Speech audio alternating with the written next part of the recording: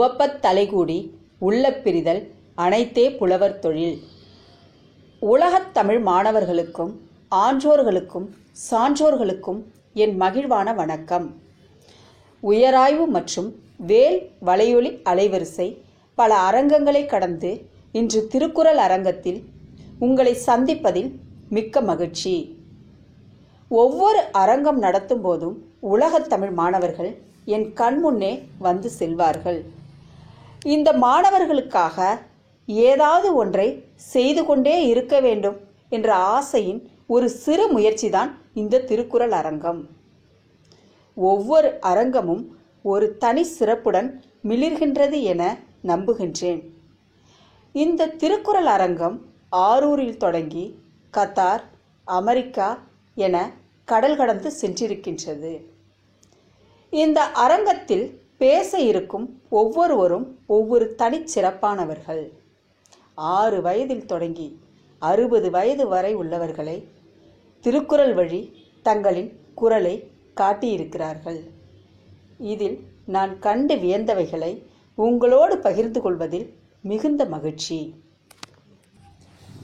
அமிழ்து அமிழ்து அமிழ்தினும் அமிழ்து அமிழ்தினியின் பேச்சு. திருக்குறளை இளம் வயதில் கரைத்து குடித்து கொண்டிருக்கக்கூடிய மாணவர் குருபரன். மதுரையில் பிறந்து அமெரிக்காவில் தமிழ் மணக்கும் தோழி கிரேஸ் பிரதிபா. கத்தாரில் கரைபுரண்டோடும் கயல்விழியின் பேச்சாற்றல். நாம் மனதில் நினைத்த குறளை அப்படியே அவர் சொல்வார். அகிலம் போற்றும் தில்லையின் அகிலன் ஐயா. பொறியியல் படித்தாலும் தன் சொல்லால் செயலால் தமிழ் மணக்கும் மாணவர் அருண்குமார். உலக சாதனை படைக்கும் உலகம் போற்றும் முனைவர் புனிதவள்ளி. பெண்ணால் முடியும், என்னால் அனைத்தும் முடியும் என திருக்குறளை நாடகமாக்கிய ஆசிரியர் பொன்ரேகா. தன் பேச்சால் பார்போற்றும் ஆரூர் ஷர்மிளா. ஆக்கத்தோடும் ஊக்கத்தோடும் கவித்துவத்தோடும் உலாவரும் பேராசிரியர் முனைவர் இந்திராணி. இவர்களை இந்த அரங்கத்தின் வழியாக உங்கள் முன் நிறுத்துகின்றேன். இந்த பங்கேற்பாளர்களை வரவேற்று என் பயனர்களை வணங்கி உலகத் தமிழ் மாணவர்களை ஒன்றிணைக்கும் என் கனவுகள் மெய்ப்பட இயற்கையை வணங்கி உங்களிடமிருந்து விடைபெறுகின்றேன்.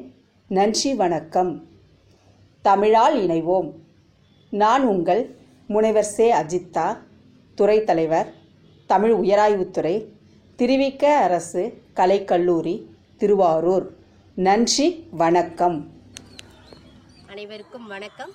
திருவிக அரசு கலைக்கல்லூரி மற்றும் வேல் அறக்கட்டளை இணைந்து வழங்கும் வலையொலி அலைவரிசைக்கு உங்களை அன்புடன் வரவேற்பது நான் உங்கள் விஜே ஸ்னேகா.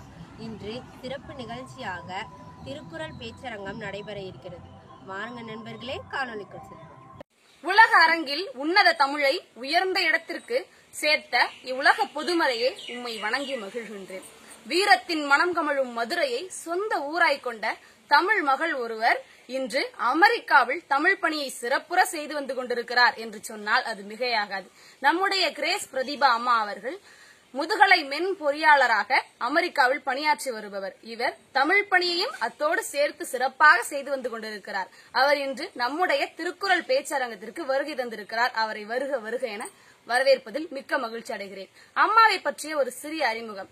இயற்பியலில் இளங்கலையும் கணினி மென்பொறியலில் முதுகலையும் முடித்த இவர் முதுகலை மென் பொறியாளராகவும் தமிழ் குழு தலைவராகவும் பணியாற்றி வருகிறார். அத்தோடு முத்தமிழ் பணியை சிறப்புற செய்து வந்து கொண்டிருக்கிறார். இவருடைய கவிதைகள் தினமணி, வல்லின சிறகுகள், வளரி போன்ற மின்னிதழ்களில் வெளிவந்து கொண்டிருக்கின்றன. அத்தோடு கவி பேராசான் மீரா விருதையும் பெற்று குவித்திருக்கிறார். அத்தோடு துளிர்விடும் கவிதைகள், பாட்டன் காட்டை தேடி போன்ற கவிதை தொகுப்புகளையும் வெளியிட்டிருக்கிறார். அத்தோடு அட்லாண்டா மாநகர தமிழ் சங்கத்தின் தமிழே அமுதே என்ற வாராந்திர நூலறிமுக நிகழ்ச்சியை தொடர்ந்து நடத்தி வந்து கொண்டிருக்கிறார். மேலும் பல தமிழ் பணியை அட்லாண்டாவில் சிறப்புற செய்து வந்து கொண்டிருக்கும் இவர் இன்றைய சூழலில் நமக்கு முக்கியமான தலைப்பான உழுவார் உலகத்தார்க்கு ஆணி என்ற தலைப்பில் சிறந்த உரையை நமக்கு வழங்க இருக்கிறார். அவருடைய உரையை கேட்டு மகிழ்வோம் நண்பர்களே, வாருங்கள்.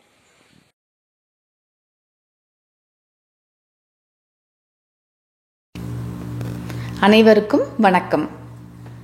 திருவிக கல்லூரி தமிழ் உயராய்வுத்துறை மற்றும் வேல் வலையொலி அலைவரிசை நடத்தும் திருக்குறள் ஆய்வரங்கத்தில் நானும் பங்கேற்பது மிகுந்த மகிழ்ச்சி அளிக்கின்றது.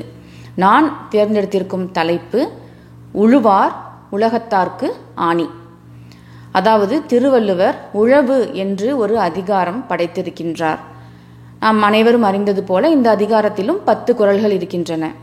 ஆனால் நான் அந்த அதிகாரத்தில் முதல் 6 குறள்களை மட்டுமே தேர்ந்தெடுத்து பேச இருக்கின்றேன். ஏனென்றால் இந்த முதல் 6 குறள்களும் உழவின் சிறப்பை, உழவர்களின் சிறப்பை, அவர்களுடைய முக்கியத்துவத்தை எடுத்துச் சொல்வதாக அமைந்துள்ளது. அவர்களுடைய பண்பையும் கூறுவதாக அமைந்துள்ளன. இறுதியில் இருக்கும் 4 குறள்கள் நிலத்தை எப்படி பண்படுத்துவது, எப்படி பாதுகாப்பது, எப்படி பயிர் விளைவிப்பது என்பதை பற்றி, நிலத்திற்கும் உழவனிற்குமான உறவு பற்றி கூறுவதாக இருக்கின்றன. அந்த இறுதி 4 குறள்களை பற்றி நான் பேசப்போவதில்லை. ஆனால் முதல் 6 குறள்கள், அதாவது ஏனென்றால் நம் அனைவருக்கும் தெரியும், உழவர்கள் தொடர்ந்து போராட்டம், அமைதியான முறையில் தங்களுடைய கோரிக்கைகளை வைத்து தில்லியில் போராடி கொண்டிருக்கின்றனர். பல மாதங்களாக தொடர்ந்து கொண்டிருக்கும் அவர்களுடைய போராட்டத்தில் அவர்களுக்கு ஆதரவான ஒரு பயன் இன்னும் வரவில்லை. இப்போ நாம் அனைவரும் அவர்களுடைய குரலை கேட்கின்றோமா, அவர்களுடைய மனதை புரிந்திருக்கின்றோமா, அவர்களுடைய தேவையை, கோரிக்கையை புரிந்திருக்கின்றோமா, நம் அருகில் இருக்கும் மக்களும் உணர்ந்திருக்கின்றார்களா, உழவின் சிறப்பு, அவர்கள் இத்தனை நாட்களாக போராடி கொண்டிருக்கின்றார்களே அதனை பற்றிய ஒரு உணர்வு, ஒரு புரிதல் நம் அனைவருக்கும் இருக்கின்றதா? இந்த கேள்விகளை முன்வைத்து உழவர்களுக்கு ஆதரவாக அவர்களுடைய முக்கியத்துவத்தை இந்த உலகம் தெரிந்து கொள்ள வேண்டும் என்பதற்காகவே இந்த 6 குறள்கள் திருவள்ளுவரின் உழவு என்ற அதிகாரத்தில் இருந்து நான் உங்கள் முன் பகிர்ந்து கொள்கின்றேன். உழவு அதிகாரத்தில் முதல் குறள் 1031. சுழன்றும் ஏற்பின்னது உலகம், அதனால் உழந்தும் உழவே தலை. இந்த உலகம் பல வகையான தொழில்களினால் இயங்கிக் கொண்டிருந்தாலும் ஏர் தொழிலின் பின்னால் தான் இருக்கின்றது. அதாவது ஏர் தொழிலால், அதாவது உழவு தொழிலால் தான் உலகம் நிலை பெற்று நீடித்து வாழ்கின்றது. அதனால் எவ்வளவு கடினமானதாக இருந்தாலும், வருத்துவதாக இருந்தாலும் உழவு தொழில்தான் தலையான தொழில் என்று திருவள்ளுவர் சொல்கின்றார். 1032ஆம் குறள் உழுவார் உலகத்தார்க்கு ஆணி, அஃதாற்றாது எழுவாரை எல்லாம் பொறுத்து. அதாவது உழவு தொழில் செய்யாத மற்ற மக்களையும் அவர்களையும் தாங்கும் விதமாக அவர்களுக்கும் உணவளித்து தாங்கி வருவதால் உழுவார், உழவு தொழில் செய்பவர்கள் உலகத்திற்கு அச்சாணி போன்றவர்கள். ஏனென்றால் நமக்கு தெரியும், நம்முடைய மனிதகுல வளர்ச்சியில், பரிணாமத்தில் முதலில் வேட்டையாடிய மக்கள் பின்பு ஓரிடத்தில் பயிர் செய்து நிலையான ஒரு வாழ்வு பெற்ற பிறகே அவர்களுடைய மற்ற கலைகள் வளர்ந்தன. அவர்களுடைய அறிவு அதற்கு மேலும் முதிர்ச்சி பெற்று வளர்ந்து கொண்டிருந்தது. கலைகள், ஆயுதங்கள், நுண்கலைகள், பலவிதமான பொருட்கள் செய்வது என்பதை எல்லாமே, எழுதுவது, படித்தல் என்ற அனைத்துமே அவர்கள் கற்றுக்கொண்டது முதலில் பயிர் செய்து அதில் ஒரு நிலையான ஒரு செழிப்பு வந்ததற்கு பிறகுதான். 3வது குறள் 1033. உழுதுண்டு வாழ்வாரே வாழ்வார், மற்றெல்லாம் தொழுதுண்டு பின் செல்பவர். அதாவது உழவு தொழில் செய்து உணவை உற்பத்தி செய்து வாழ்பவர்கள் தான் தன் கையால் அவர்கள் வாழ்கின்றார்கள். மற்றவர்கள் எல்லாம் மற்றவரை தொழுது பின் செல்பவர்கள்தான். மற்ற எந்த தொழில் செய்தாலும் மற்றவர்களை தொழுதுதான் வாழும் நிலையில் இருக்கின்றார்கள். 1034ஆம் குறளில் பலகுடை நீழலும் தன்குடை கீழ் காண்பர் அழகுடை நீழல் அவர். அதாவது உழவு செய்து உணவு உற்பத்தி செய்யும் மிகுந்த நெல்லை, உணவை உடைய உழவர்கள் மற்ற அரசர்களின் மக்களையும் கூட தன்னுடைய அரசரின் கொடையின் கீழ்தான் காண்பார்கள். அதாவது மிகுந்த விளைச்சலை தருவிக்கும் உழவர்களுடைய அரசனின் கீழ் மற்ற அரசுகளும் வந்து சேரும். இதனை இன்னொரு பார்வை என்னவென்றால், உழவர்கள், உணவு விளைவிக்கும் உழவர்கள் தன்னுடைய நாட்டு மக்களுக்கு மட்டுமே என்று ஒரு குறுகிய மனப்பான்மை இல்லாமல் அனைவருக்கும் உணவளிக்கக்கூடிய ஒரு மனநிலையில்தான் இருக்கின்றார்கள். இப்போ இந்த போராட்டத்தில் கூட அவர்களை உள்ளே வரவிடாமல் தடுக்கச் சென்ற காவலர்க்கும் அங்கு அவர்கள் சமைத்து உண்ணும் உணவை காவலர்க்கும் அவர்கள் கொடுத்ததை பற்றி நாம் செய்திகளில் பார்த்திருக்கின்றோம். அப்படி அந்த உழவர்களுடைய பண்பு இந்த குறள்களில் வள்ளுவர் அழகாக சொல்லியிருக்கின்றார்.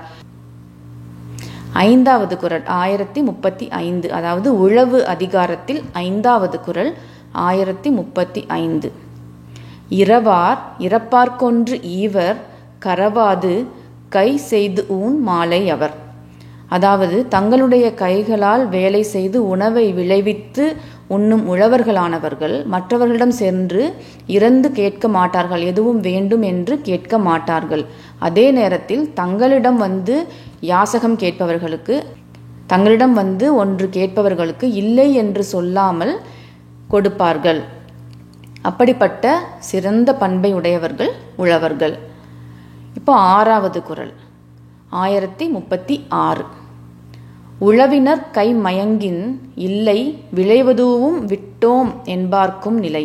அதாவது நாங்கள் உழவு தொழில் செய்ய மாட்டோம் என்று உழவர்கள் விட்டுவிட்டார்கள் என்றால் அனைத்தையும் விட்டுவிட்டோம், பற்றில்லாமல் வாழ்கின்றோம் என்று சொல்லக்கூடிய துறவிகளுக்கும் கூட வாழ்வு இல்லாமல் போகும். ஏனென்றால் பசி, உணவில்லாமல் துறவு நிலையில் வாழ்வது என்பது அவர்களுக்கும் கடினம்தான். அதனால் உழவர்கள் உழவு தொழிலை கைவிட்டு விட்டால் அங்கு துறவரம் கூட இல்லாமல் போய்விடும் என்று வள்ளுவர் சொல்கின்றார். இப்படிப்பட்ட சிறப்பான உழவு தொழிலை செய்யும் உழவர்கள்தான் பல மாதங்களாக போராடி கொண்டு வருகின்றார்கள். அவர்களுடைய கோரிக்கைகளை நாம் கண்டிப்பாக செவிமடுக்க வேண்டும், அவர்களுக்கு ஆதரவளிக்க வேண்டும், அரசும் நல்லதொரு முடிவை அவர்களுக்கு கொடுக்க வேண்டும் என்று கூறி இந்த பதிவினை நிறைவு செய்கின்றேன். இந்த வாய்ப்பிற்கு நன்றி, வணக்கம். அனைத்து தமிழ் நெஞ்சங்களுக்கும் அன்பு வணக்கம். அன்பின் பிறப்பிடத்தை சொல்லிவிடுகிறது மழலையின் புன்னகை, மொழியின் இனிமையை புரிய வைத்து விடுகிறது மழலையின் சொற்கள். ஆம், 7 வயதே ஆன அமிழ்தினி தன் மழலை சொற்களால் வியத்தகு சாதனைகள் பல படைத்தவர். சிறந்த பேச்சாளரான இவர் இளம் பாரதி விருது, தன்னம்பிக்கை விருது போன்ற பல விருதுகள் பெற்றவர். அந்த மழலையின் சொற்களை கேட்போம் வாருங்கள்.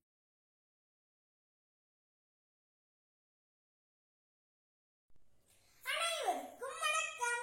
மதிப்பிற்கும் மரியாதைக்கும் உரிய திருவிக அரசு கலைக்கல்லூரி தமிழ் ஆய்வுத்துறை தலைவர் முனைவர் அஜிதா அவர்களுக்கும் வேல் அறக்கட்டளைக்கும் எந்தன் கனிவான வணக்கங்கள். என் பெயர் அமிழ்தினி. எனக்கு 7 வயது ஆகிறது. நான் பெத்தர் மெட்ரிகுலேஷனில் 3ஆம் வகுப்பு பயில்கின்றேன். எனது ஊர் ஆம்பூர், திருப்பத்தூர் மாவட்டம். தலைப்பு திருக்குறளும் வாழ்க்கையும். எல்லா பொருளும் இதற்பால் உள்ள, இதற்பால் இல்லாத எப்பொருளும் இல்லையே. சொல்லார் பரந்த பாவலர் பயன், வள்ளுவனார் பரந்த பாவையர் துணை எனும் மனித குலத்தின் நல்வழி காட்டியாம் ஐயன் வள்ளுவன் தாம் சொல்லிடா சொல்லும் தொட்டிடா துறையும் ஒன்றும் இல்லை என்கிறார் தமிழ்நாதனார். நான் மறையின் மெய்ப்பொருளை முப்பொருளாய் நான்முகத்தோன் தான் மறைந்த வள்ளுவனாய் தந்துரைத்து நூல் முறையை வந்திக்க சென்னே வாழ் வாழ்த்துக நன்னெஞ்சம் சிந்திக்க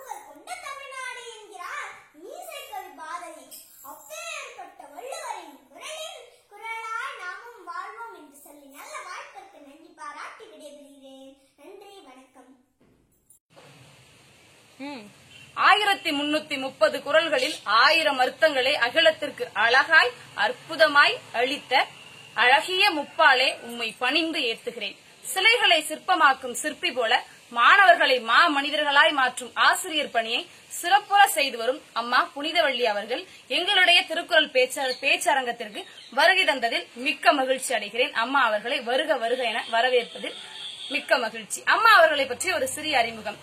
முனைவர் புனிதவள்ளி அம்மா அவர்கள் பட்டதாரி ஆசிரியையாக தருமபுரி மாவட்டத்தில் ஊராட்சி ஒன்றிய நடுநிலைப்பள்ளியில் சிறப்பான தன்னுடைய ஆசிரியர் பணியை செம்மையுற செய்து வருகிறார். இவர் 50க்கும் மேற்பட்ட கவியரங்கத்திலும் கருத்தரங்கத்திலும் பட்டிமன்றத்திலும் தன்னுடைய சிறப்பாக தன்னுடைய பங்கினை செய்து வருகிறார். அத்தோடு இவர் வாங்கிய விருதுகள் அப்பப்பா என்னையே வியக்க வைக்கின்றன.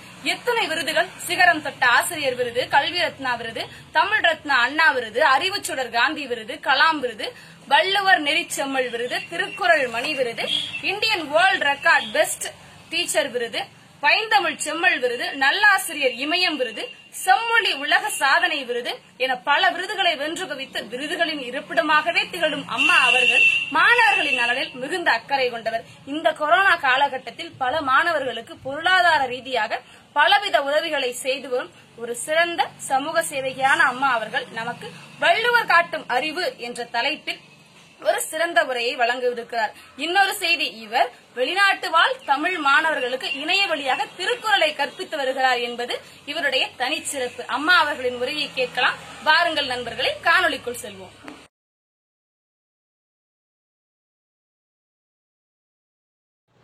ஆன்றோர் பெருமக்களுக்கும் சான்றோர் பெருமக்களுக்கும் இனிய முத்தான எனது வணக்கத்தை சிரம் தாழ்த்தி கரம் கூப்பி வணங்கி மகிழ்கிறேன். வள்ளுவர் காட்டும் அறிவு என்ற தலைப்பில் எனக்கு பேச வாய்ப்பளித்த உயர் ஆய்வு மற்றும் வேல் அலைவரிசை அமைப்பாளர்களுக்கு நெஞ்சார்ந்த நன்றியை வணக்கத்தையும் மீண்டும் ஒரு முறை கூறிக்கொள்கிறேன். வள்ளுவர் காட்டும் அறிவு. வாழ்க்கைக்கு வழிகாட்டும் வள்ளுவர் வாழ்விற்கு இன்றியமையாத முக்கியமான ஒரு பண்பான அறிவுடைமையை பற்றி பல கோணங்களில் விளக்கி இருக்கிறார். மனிதனை மற்ற விலங்குகளிடமிருந்து பிரித்து காட்டுவது அறிவு. அறிவு என்றால் என்ன என்று பார்த்தால், பொதுவாக நாம் படித்தவர்களை, பட்டம் பல பெற்றவர்களை அறிவாளிகள் என்று சொல்கிறோம். இதை வள்ளுவ பெருமான் தவறு என்று சொல்கிறார். ஒருவன் எவ்வளவு படித்தாலும் எத்தனை நுட்பமான நூல்களை கற்றாலும் அவனிடம் இயல்பாகவே அமைந்துள்ள அறிவைத்தான் வள்ளுவ பெருமான் அறிவு என்று சொல்கிறார். அதுதான் நிலைத்த அறிவு, நிலை பெற்று இருக்கும் அறிவு, அதுதான் உண்மையான அறிவு என்று சொல்கிறார். நுண்ணிய நூல் பல கற்பினும் மற்றும் தன் உண்மை அறிவே மிகும் என்று சொல்கிறார். எத்தனை நூல்களை படித்தாலும் உண்மையான அறிவுதான் அவனிடம் மேம்பட்டு நிற்கும் என்று சொல்கிறார். அறிவு என்பது பள்ளியில் படிப்பதோ ஒருவரிடமிருந்து நாம் கேட்டு தெரிந்து கொள்வதையோ அவர் சுட்டவில்லை. உண்மையான அறிவு என்பது உயிரோடு ஒட்டியது, அதுதான் உண்மையான அறிவு என்று சொல்கிறார் வள்ளுவ பெருமான்.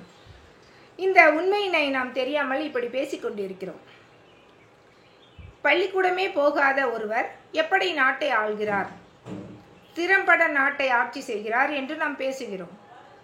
படிப்பறிவே இல்லாத ஒருவன் நன்றாக வியாபாரம் செய்து முன்னேறி கோட்டீஸ்வரனாக இருக்கிறான் எப்படி என்று நாம் பேசுகிறோம். இப்பொழுதும் பேசிக்கொண்டுதான் இருக்கிறோம். பட்டம் பெறாத ஒருவன், படிப்பறிவே இல்லாத ஒருவன் தலைவனாக இருக்கிறான். அது எப்படி சாத்தியம் என்று நாம் இப்பொழுது பேசிக்கொண்டிருக்கிறோம். இதற்கெல்லாம் காரணம் அவனிடம் இயல்பாகவே உள்ள உண்மை அறிவு. அதைத்தான் வள்ளுவர் சொல்கிறார். உண்மை அறிவே மிகும் என்று சொல்கிறார். ஆதலால் நுண்ணிய நூல் பல படித்தாலும் பயனில்லை, உண்மையான அறிவு ஒருவருக்கு வேண்டும் என்று வள்ளுவ பெருமான் குறிப்பிடுகிறார். இந்த உண்மையான அறிவுதான் நமக்கு பல்வேறு கேடுகளில் இருந்து நம்மை காக்கிறது என்று சொல்கிறார். அறிவற்றம் காக்கும் கருவி செருவார்க்கும் உள்ளளிக்கலாக அரண் என்கிறார். கேடு வராமல் நம்மை காப்பது அறிவு என்கிறாரே வள்ளுவ பெருமான். பொதுவாக பல இன்பங்களை நாடுகிறோம். வாழ்வில் இன்பத்தை தேடுவது என்பது குற்றமல்ல, இயல்பானதுதான். பதவிக்காக நாம் பல்வேறு வழிகளில் பயணிக்கிறோம். பணம் வேண்டும் என்பதற்காக, செல்வத்திற்காக பல்வேறு வழிகளில் நாம் பயணிக்கிறோம். இது குற்றமல்ல. பணத்தால் இன்பம் ஏற்படுகிறது. அந்த இன்பத்திற்காக நாம் அலைகிறோம். ஆனால் இப்படி நாம் பல்வேறு வழிகளில் சென்று கொண்டிருக்கும் பொழுது முறை தவறிய வழிகளில் நாம் போகாமல், முறை தவறிய வழிகளில் நாம் செல்லாமல் நம்மை பிடித்து இழுத்தி நல்வழிப்படுத்தும் என்பது அல்லவா, அதுதான் உண்மையான அறிவு என்று வள்ளுவ பெருமான் சொல்கிறார். இப்படி வழி தவறி சென்ற இன்பத்தை நாடும் மனதை பிடித்து நிறுத்தும் அந்த அறிவுதான் உண்மையான அறிவு என்று சொல்கிறார். இன்றைக்கு நன்றாக படித்தவர்கள் கூட பல்வேறு பிரச்சனைகளில் போய் மாட்டிக்கொண்டு திணறிக்கொண்டு இருப்பதை நம்மால் பார்க்க முடிகிறது. இதுதான் வள்ளுவ பெருமான் சொல்ற அந்த திறமையைத்தான் அறிவு என்கிறார் வள்ளுவ பெருமான். மனம் என்னும் குதிரையை பள்ளம் மேடு பார்த்து வழி தவறி செல்லாமல் வீழ்ந்து விடாமல் நம்மை நேர்வழிப்படுத்துகிறது அல்லவா, அப்படிப்பட்ட கடிவாள கயிறாக இருப்பதுதான் உண்மையான அறிவு என்று சொல்கிறார். சென்ற இடத்தால் செலவிடா தீதொறி நன்றின் பால் உய்ப்பது அறிவு என்று கூறுகிறார். இவ்வாறு நன்மை தீமைகளை நன்கு ஆராய்ந்து தீய வழியில் நம் மனம் செல்லவில்லை எனில் நமக்கு கேடு வருவதே இல்லை. நாம் நன்மை தீமையை ஆராய்ந்து அறியும் அறிவுதான் உண்மையான அறிவு. அப்படி ஆராய்ந்து நாம் செல்வோமானால் நமக்கு வாழ்வில் கேடு இல்லை என்று வள்ளுவ பெருமான் குறிப்பிடுகிறார். நல்லது எது தீயது என்று நாம் ஆராய்ந்து உணரும் அறிவுதான் உண்மையான அறிவு.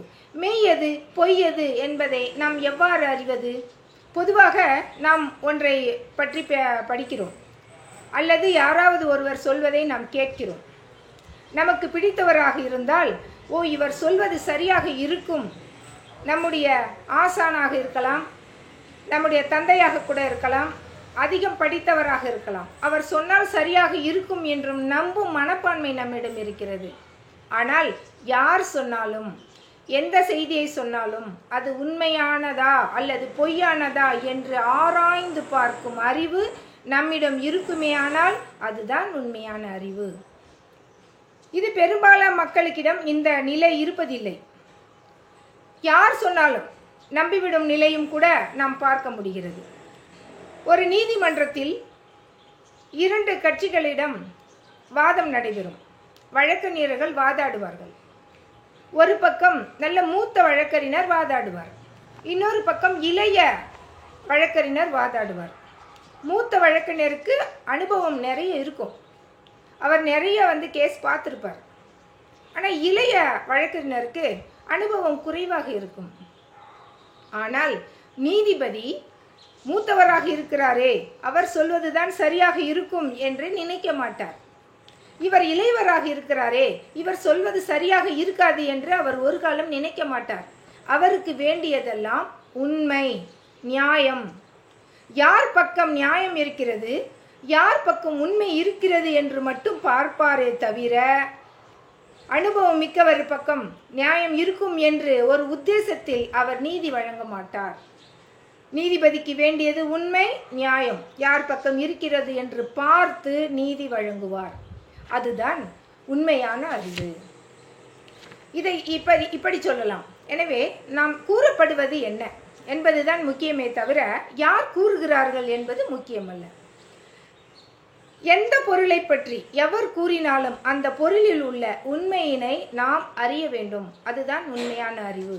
அழகான ஒரு செய்யுள் குறள் சொல்கிறார். எப்பொருள் யார் யார்வாய் கேட்பினும் அப்பொருள் மெய்ப்பொருள் காண்பது அறிவு. எப்பொருள் என்றால் எந்த செய்தியாக இருந்தாலும் யார் யார்வாய் கேட்பினும், சிறியவராக இருந்தாலும் சரி, படித்தவராக இருந்தாலும் சரி, மற்றவரிடம் கேட்டு சொல்வராக இருந்தாலும் சரி, எந்த செய்தியாக இருந்தாலும் அதில் உள்ள மெய்ப்பொருள், அந்த உண்மை பொருள் என்ன என்று நாம் கண்டுபிடிக்க நமக்கு உதவியாக இருக்கிறது அல்லவா, அதுதான் உண்மையான அறிவு.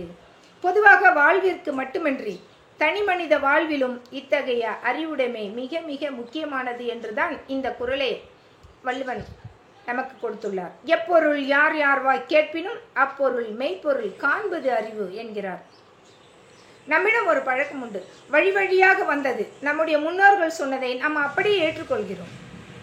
அதில் என்ன உண்மை இருக்கிறது என்று நாம் ஆராய்வதில்லை. ஏனென்றால் பெரியவர்கள் சொல்கிறார்கள், அது சரியாக இருக்கும் என்று நினைக்கிறோம். அப்படியல்ல. உண்மை அறிவு என்பது ஆராய்ந்து பார்க்க வேண்டும். இவ்வுலகம் மாறிக்கொண்டே இருக்கிறது. மாறும் உலகத்திற்கு நாமும் மாறிக்கொள்ள வேண்டும் என்றும் சொல்கிறார். காலத்திற்கு ஏற்றாற் போல நாமும் நடந்து வாழ வேண்டும், உலகத்தோடு ஒட்டி வாழ வேண்டும் என்று சொல்கிறார். இன்னொன்றும் சொல்கிறார், எவ்வது உறைவது உலகம், உலகத்தோடு அவ்வது உறைவது அறிவு என்று சொல்கிறார். இந்த உலகம் மாறிக்கொண்டே இருக்கிறது.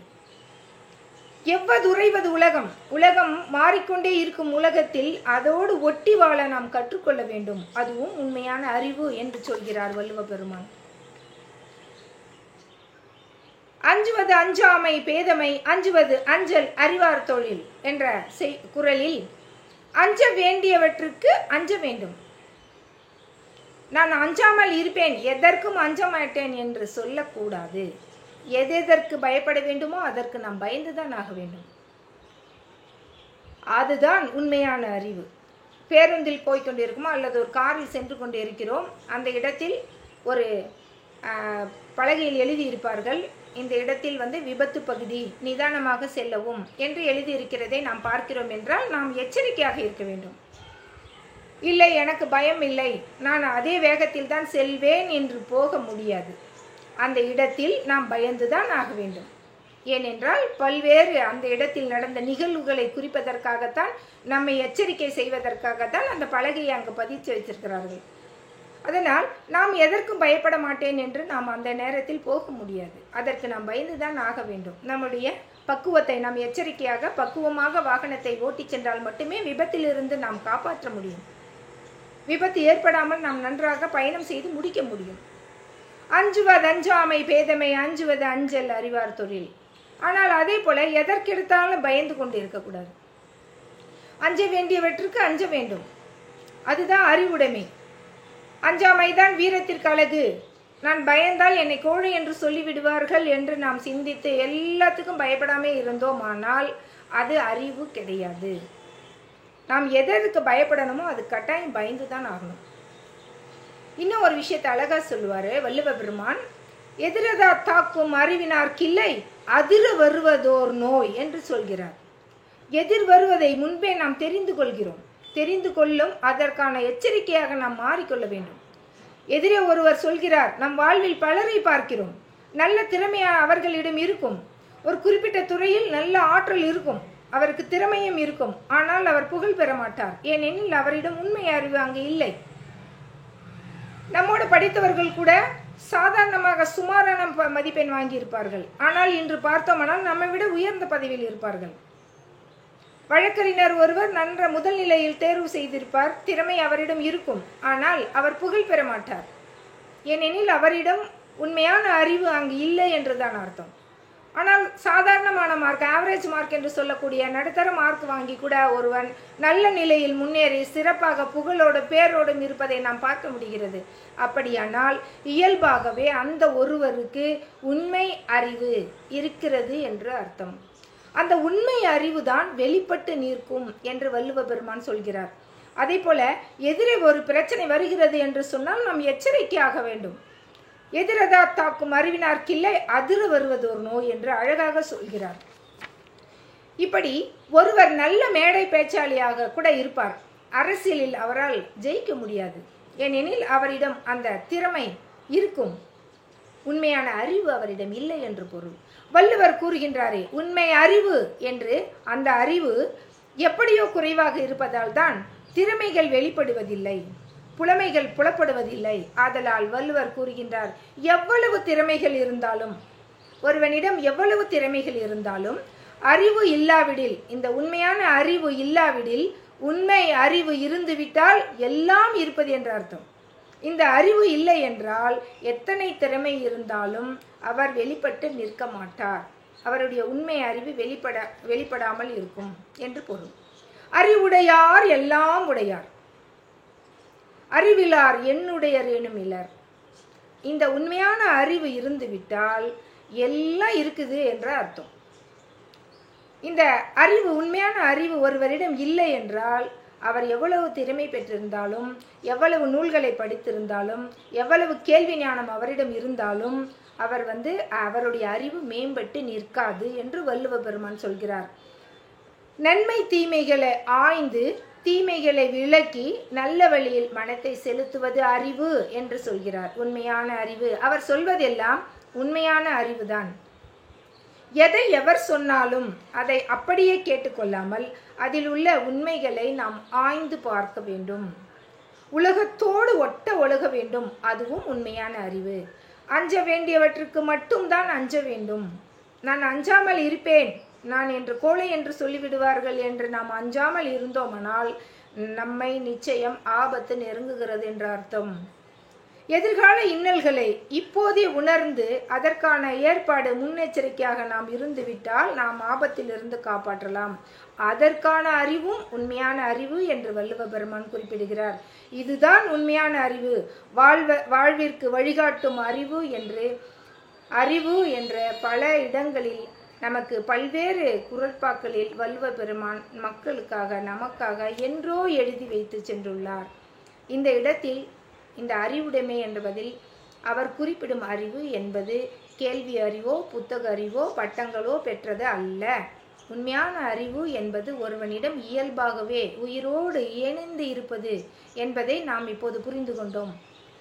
இப்படிப்பட்ட அழகான ஒரு தலைப்பில் என்னை பேச அழைத்த அனைத்து அன்பு உள்ளங்களுக்கும் மீண்டும் ஒரு முறை நன்றி பாராட்டி விடைபெறுகிறேன். நன்றி, வணக்கம். உங்களிடமிருந்து விடைபெறுவது முனைவர் தா. புனிதவள்ளி, பட்டதாரி ஆசிரியை, தர்மபுரி மாவட்டம்.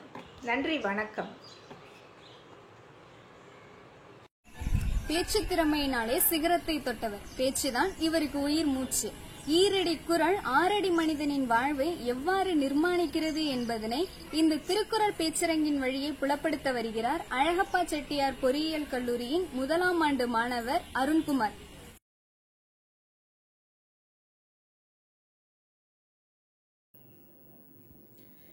தித்திக்கும் தேன் தமிழ் திக்கட்டும் பரவட்டும் முத்தமிழ் தாய்க்கேன் முத்தான முதற்கண் வணக்கங்கள்.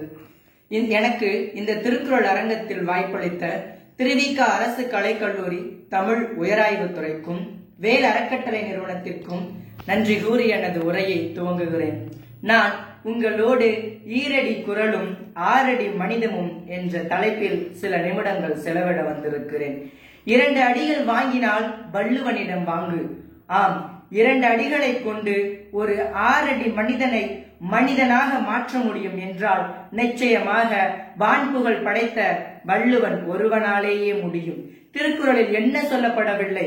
அகர முதல எழுத்தெல்லாம் என தொடங்கி ஒரு மனிதன் மனிதனாக இருக்க தேவையான அனைத்து விடயங்களும் சொல்லப்பட்டிருக்கிறது. குழந்தைக்கு எப்படி தாய்ப்பால் ஊட்டுகின்றோமோ அதுபோலவே குறட்பாலையும் ஊற்றிட வேண்டும். அதிகாலையில் அறத்து பாலையும் பொறுமையோடு பொருட்பாலையும் இன்பம் கலந்து இன்பத்து பாலையும் ஊட்டினால் நிச்சயம் இந்த சமூகம் ஒரு நல்ல பிள்ளையை ஈன்றெடுக்கும். இன்றெல்லாம் உண்மையில் 5 வயது குழந்தைகள் கூட 1330 குறட்பாக்களை மனனம் செய்து ஒப்பிக்கின்றனர். ஆனால் அவர்கள் வாழ்க்கையில் கடைபிடிக்கிறார்கள் என்றால் சிந்திக்க வேண்டிய ஒரு விடயமாகத்தான் இருக்கிறது. நீங்கள் எப்படி குழந்தைகளுக்கு குறள்களை கற்றுக் கொடுக்கிறீர்களோ அதுபோலவே குறள் வழி நடக்கவும் கற்றுக் கொடுத்தால் இந்த சமூகத்தில் இருக்கக்கூடிய குற்றங்கள் களையப்பட்டிருக்கும், குற்றங்கள் தண்டிக்கப்பட்டிருக்கும், குற்றங்கள் குறைக்கப்பட்டிருக்கும். ஈரடியை படித்த ஒருவன் இருந்திருந்தால் இந்த சமூகத்தில் கூடா நட்பில் கேடு விளைந்திருக்காது. பெருந்தோம்பல் வீதியில் நின்று கேள்வி கேட்டுக் கொண்டிருக்காது. முற்றங்கள் தோறும் முதியோர் இல்லங்கள் இருந்திருக்காது. கல்லுண்டு சாலையில் மயங்கி கிடந்திருக்க மாட்டார்கள். குடும்ப பிரச்சனை கோர்ட்டிற்கு சென்றிருக்காது. அங்கே நிதியை நீட்டி நீதியை பெற்றிருக்க மாட்டார்கள். உண்மையில் திருக்குறளை படித்தவர்களாய் இருந்தால் அச்சம் நீங்கி இருக்கும், அறம் வலுப்பெற்றிருக்கும், இன்பம் இயைந்திருக்கும், ஈகை மலர்ந்திருக்கும், உழைப்பு உயர்ந்திருக்கும், ஊரும் நாடும் செழித்திருக்கும், எண்ணங்கள் வளர்ந்திருக்கும், ஏழ்மை குறைந்திருக்கும், ஐயங்கள் கலைந்திருக்கும், ஒற்றுமை ஓங்கி இருக்கும், ஓதுவது தலைத்திருக்கும், அனைத்திற்கும் முதலாய் அன்பு ஓங்கி இருந்திருக்கும். உண்மையில் ஒரு தாய் ஒரு குழந்தையை பெறுகின்ற பொழுது 22 எலும்புகள் ஒரு நேரத்தில் ஒரு சேர உடையும் ஒரு வழியை உணர்கிறாள், ஒரு கணத்தில் உணர்கிறாள். ஆனால் அந்த வழிக்கு ஈடாக எந்த தாயும் கூலி கேட்பதில்லை. வள்ளுவன் சொல்கிறான், அவள் அந்த வழியை உணர்ந்த போதிலும் நான் பிள்ளை பெறுகிறேன் என்று பெருமைப்படுகிறாள், பெரும் மகிழ்ச்சி அடைகிறாளே தவிர அந்த வழியை ஒரு பொருட்படுத்தவே படுவதில்லை. அந்த பெரு மகிழ்ச்சியை நாம் பேரின்பமாக மாற்ற வேண்டும் என்று சொல்கிறார். எப்படி என்று கேட்கிறீர்கள்? என்ற பொழுதின் பெரிதுவக்கும் தன் மகனை சான்றோன் என கேட்ட தாய், கற்ற சான்றோர்கள் நிறைந்த அவையில் தன் மகனை நல்ல மாணவன், ஒழுக்கம் நிறைந்த மாணவன் என்று பெரியவர்களால் புகழப்படும் போது அவள் தன் குழந்தையை பெற்றெடுத்த பொழுது அடைந்த பெரு மகிழ்ச்சியை தாண்டி பேரின்பத்தை அடைகிறாள் என்றால் மறுக்க முடியாத ஒன்றுதான். அடுத்ததாக பார்க்க போனால் இந்த உலகமே நட்பால் தான் இயங்கிக் கொண்டிருக்கிறது. நண்பன் ஒருவன் வந்த பிறகு விண்ணை தொடலாம் முந்தன் சீரகு, வானுக்கு எல்லை உண்டு நட்புக்கில்லையே. ஆமாங்க, ஐயன் வள்ளுவர் நட்பை பற்றியும் பேசியிருக்காரு. நட்புனா என்ன? நாம் சந்தோஷமாக இருக்கும் போது, வெற்றியை தழுவுகின்ற பொழுது சிற்றீகை கேட்டு சிரித்து பேசுவது மட்டும்தான் நட்பா? நிச்சயமாக கிடையாது. நாம் தோல்வியை தழுவுகின்ற பொழுது, துன்பத்தை அடைகின்ற பொழுது நம் தோளை, நம் தலையை சாய்ப்பதற்கு ஒரு தோள் இருக்கிறது என்றால் அங்கேதான் உண்மையான நட்பு இருக்கிறது. உடுக்கன் களைவதாம் உடுக்க இழந்தவன் கை போலே அங்கே இடுக்கன் களைவதாம் நட்பு என்று கூறியிருக்கிறார். ஒரு நண்பனுக்கு எப்பொழுது துன்பம் வருகிறதோ விரைந்து சென்று ஒருவன் உதவுகின்றான் என்றால் அங்கேதான் உண்மையான நட்பு வெளிப்படுகிறது. கூடா நட்பு கேடில்தான் சென்று முடியும் என்பதையும் ஐயன் வள்ளுவர் வலியுறுத்தி கூறியிருக்கின்றார். அடுத்ததாக சொல். இந்த உலகத்தில் சில விடயங்களை நாம் திரும்ப பெறவே முடியாது. உடலை விட்டு சென்ற உயிர் கடந்து விட்ட காலம், சொல்லி விட்ட வார்த்தையை, சொல்லாட்சியை நாம் கடைபிடிக்க வேண்டும். சொல் வன்மையை நாம் கைக்குள் வைத்திருக்க வேண்டும். எப்படி சொற்களை பயன்படுத்த வேண்டும் என்று ஐயன் வள்ளுவர் சொல்லி இருக்கிறார். ஒருவர் சில இடங்களில் தான் நான் இருக்கிறேன் என்பதை பதிவு செய்வதற்காக பேசுகின்றனர். சிலர் அங்கு இருப்பவர்களை களிப்பூட்டுவதற்காக பேச நினைக்கின்றனர். ஆனால் இறுதியில் எந்தவித பயனும் அடையாமல் பயனற்ற சொற்களாய் போவதை பயன்படுத்த வேண்டாம் என்று சொல்லி இருக்கிறார்கள். நாம் பயன்படுத்தக்கூடிய சொற்கள் அனைத்தும் ஒருவர் மனதையும் புண்படுத்த கூடாது என்று சொல்லி இருக்கிறார். அடுத்ததாக பார்க்க போனோமானால் இந்த உலகத்திலேயே மிகவும் உயர்ந்தது எதுவென்று கேட்டால் உண்மையில் காலத்தை தான் சொல்ல வேண்டும். காலம் யாருக்காகவும் நிற்காது. 1 கோடி ரூபாய் கொடுக்கின்ற இந்த நொடியை உங்களால் திருப்பி கொண்டு வர முடியுமா என்றால் சிந்திக்க வேண்டிய ஒரு விடயம் அல்ல, அது நிச்சயமாக முடியாது என்ற ஒரு காரியம்தான். நாம் இந்த உலகையே ஆள விரும்பினாலும் சரி, இந்த அகிலத்தையே அடைய விரும்பினாலும் சரி, தக்க காலம் அறிந்து தக்க செயல்களில் ஈடுபட்டால் நிச்சயமாக நாம் இந்த உலகையும் ஆள முடியும். ஞானம் கருதினும் கைகூடும், காலம் கருதி இடத்தால் செய்யும் என்று ஐயன் வள்ளுவர் சொல்லி இருக்கிறார். இன்னும் பார்க்க போனோமேயானால் வள்ளுவர் அன்புடைமை, அறிவுடைமை, ஞானம், கேள்வி, நட்பு, பகை, பொறையுடைமை என நம் வாழ்க்கைக்கு தேவையான அனைத்து விடயங்களையும் சொல்லி இருக்கின்றார். ஈரடி திருக்குறளை படிப்பது மட்டுமல்லாமல் நாம் 6 அடி மனிதர்கள் அதை கடைபிடித்தால் நிச்சயம் இன்றைய குழந்தைகள் நாளைய இளைஞர்கள் தான் நாளைய சமுதாயம் நல்லதொரு இளைஞர்களை பெற்று சமுதாயம் ஓங்கி தலைக்கும் என்பதில் ஐயமே இல்லை என்று கூறி வாய்ப்புக்கு நன்றி கூறி விடைபெறுகிறேன். நன்றி, வணக்கம். உலக மொழிகள் அனைத்திலும் மொழிபெயர்ப்பான ஒரே ஒப்பற்ற தமிழ்மறையை உம்மை போற்றி புகழ்கின்றேன். ஏழைகளின் நலனில் இறைவனை காணலாம் என்ற சான்றோர்களின் வாக்கிற்கிணங்க ஏழைகள் நலனிலும் சமூக பாதுகாப்பிலும் சுற்றுச்சூழல் பாதுகாப்பிலும் களப்பணி ஆற்றி வரும் அம்மா பொன்ராதா அவர்கள் நம்முடைய திருக்குறள் பேச்சரங்கத்திற்கு வருகை தந்திருக்கிறார். அம்மா அவர்களை வருக வருக என வரவேற்கிறேன். அம்மாவுடைய பற்றிய சிறிய அறிமுகம் உங்கள் முன். இடைநிலை ஆசிரியராக பணியாற்றி வரும் இவர் ஒரு சிறந்த சமூக சிந்தனையாளர். சமூக பணிகளை சலிக்காமல் செய்து வரும் ஒரு சிறந்த சமூக சேவகி அம்மா பொன்ராதா அவர்கள். அத்தோடு ஏழைகளின் நலனில் மிகுந்த அக்கறை கொண்ட இவர் அவர்களுக்கு தேவையான பொருள்களை வழங்குவதில் வள்ளல் குணம் படைத்தவராய் விளங்குகிறார். துப்புரவு பணியாளர்களுக்கு பல உதவிகளை இவர் செய்து வந்து கொண்டிருக்கிறார். அத்தோடு இன்றைய காலகட்டத்தில் கோவிட் காலமான இன்றைய சூழலில் பல செயல்களை நமக்கு செய்து வந்து களப்பணி ஆற்றி வருகிறார். அத்தோடு இவர் பல விருதுகளையும் வென்று குவித்திருக்கிறார். நல்லாசிரியர் மாமணி விருது, கலாம் சிறந்த ஆசிரியர் விருது, கவிச்சிற்பி விருது, சிறந்த சமூக சிந்தனையாளர் விருது என பல விருதுகளை வென்று குவித்த விருதுகளின் ராணியான அம்மா நம்முடைய திருக்குறள் பேச்சரங்கத்திற்கு ஒரு சிறந்த உரையை தரவிருக்கிறார். வாருங்கள் நண்பர்களே, காணொளிக்குள் செல்வோம்.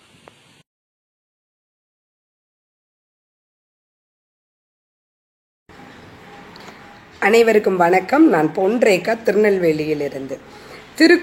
திருக்குறளில் நான் இன்றைக்கி எடுத்திருக்க ஒரு விஷயம் என்ன அப்படின்னு பார்த்தீங்கன்னா, வாய்மை அப்படிங்கிற ஒரு விஷயத்தை எடுத்திருக்கேன். இந்த வாய்மையை பற்றி சொல்லணும்னா, ரொம்ப எப்போதுமே வாழ்நாளில் நம்ம உண்மைத்தன்மையோடு இருந்தோம் அப்படின்னா நம்ம வாழ்க்கையில் ஒரு உயரிய இடத்திற்கு செல்லலாம்ங்கிறது தான் இந்த இடத்துல சொல்ல வரேன். உண்மையை பேசுகிறவர்கள் சமுதாயத்தில் எப்போதுமே ஒரு நல்ல மதிப்போடையும் அவர்களை மற்றவர்கள் மதிக்கும் தன்மையோடையும் நம்ம நடந்துக்கிறாங்கங்கிறது தான் உண்மை. இதில் என்ன அப்படின்னு பார்த்தீங்கன்னா, ஒரு தடவை நாங்கள் ஒரு கோவிலுக்கு சென்றிருந்தோம். திருநெல்வேலியில் மிக பிரபலமாக இருக்கக்கூடிய ஒரு நெல்லையப்பர் கோவிலுக்கு சென்றிருந்தோம். அந்த கோவில் வாசல்ல ஒரு பூக்காரி அம்மா இருக்கிறாங்க, பூ வித்துட்டு இருக்காங்க. அவங்க அந்த பூக்காரி அம்மாட்ட போய் நான் முழம் எவ்வளவுமா, ஒரு பூ முழம் எவ்வளவுன்னு கேட்கும்போது 20 ரூபான்னு சொன்னாங்க. சரி ஓகேன்னு சொல்லிட்டு 20 ரூபாயை கொடுத்துட்டு நான் என்ன பண்ணுறேன்னா, பூவை வாங்கி தலையில் வச்சுட்டு இந்த அம்மாட்ட நான் சொல்கிறேன், அம்மா அந்த செருப்பை நாங்கள் விட்டுட்டு போகிறேன், கோயில் போய் சாமி கும்பிட்டுட்டு வரும்பொழுது நான் அந்த செருப்பை எடுத்துக்கிறேன்னு சொல்லி இந்த அம்மாட்ட சொல்கிறேன். அவங்களும் சரின்னு சொல்லிட்டாங்க. நானும் செருப்பை விட்டுட்டு நகரும் பொழுது மீண்டும் அந்த அம்மா என்னை கூப்பிடுறாங்க. என்ன கூப்பிடுறாங்கன்னா, அம்மா அந்த மாதிரி நீங்கள் பூக்கு காசு தரணும் அப்படின்னு சொல்லி கேட்டாங்க.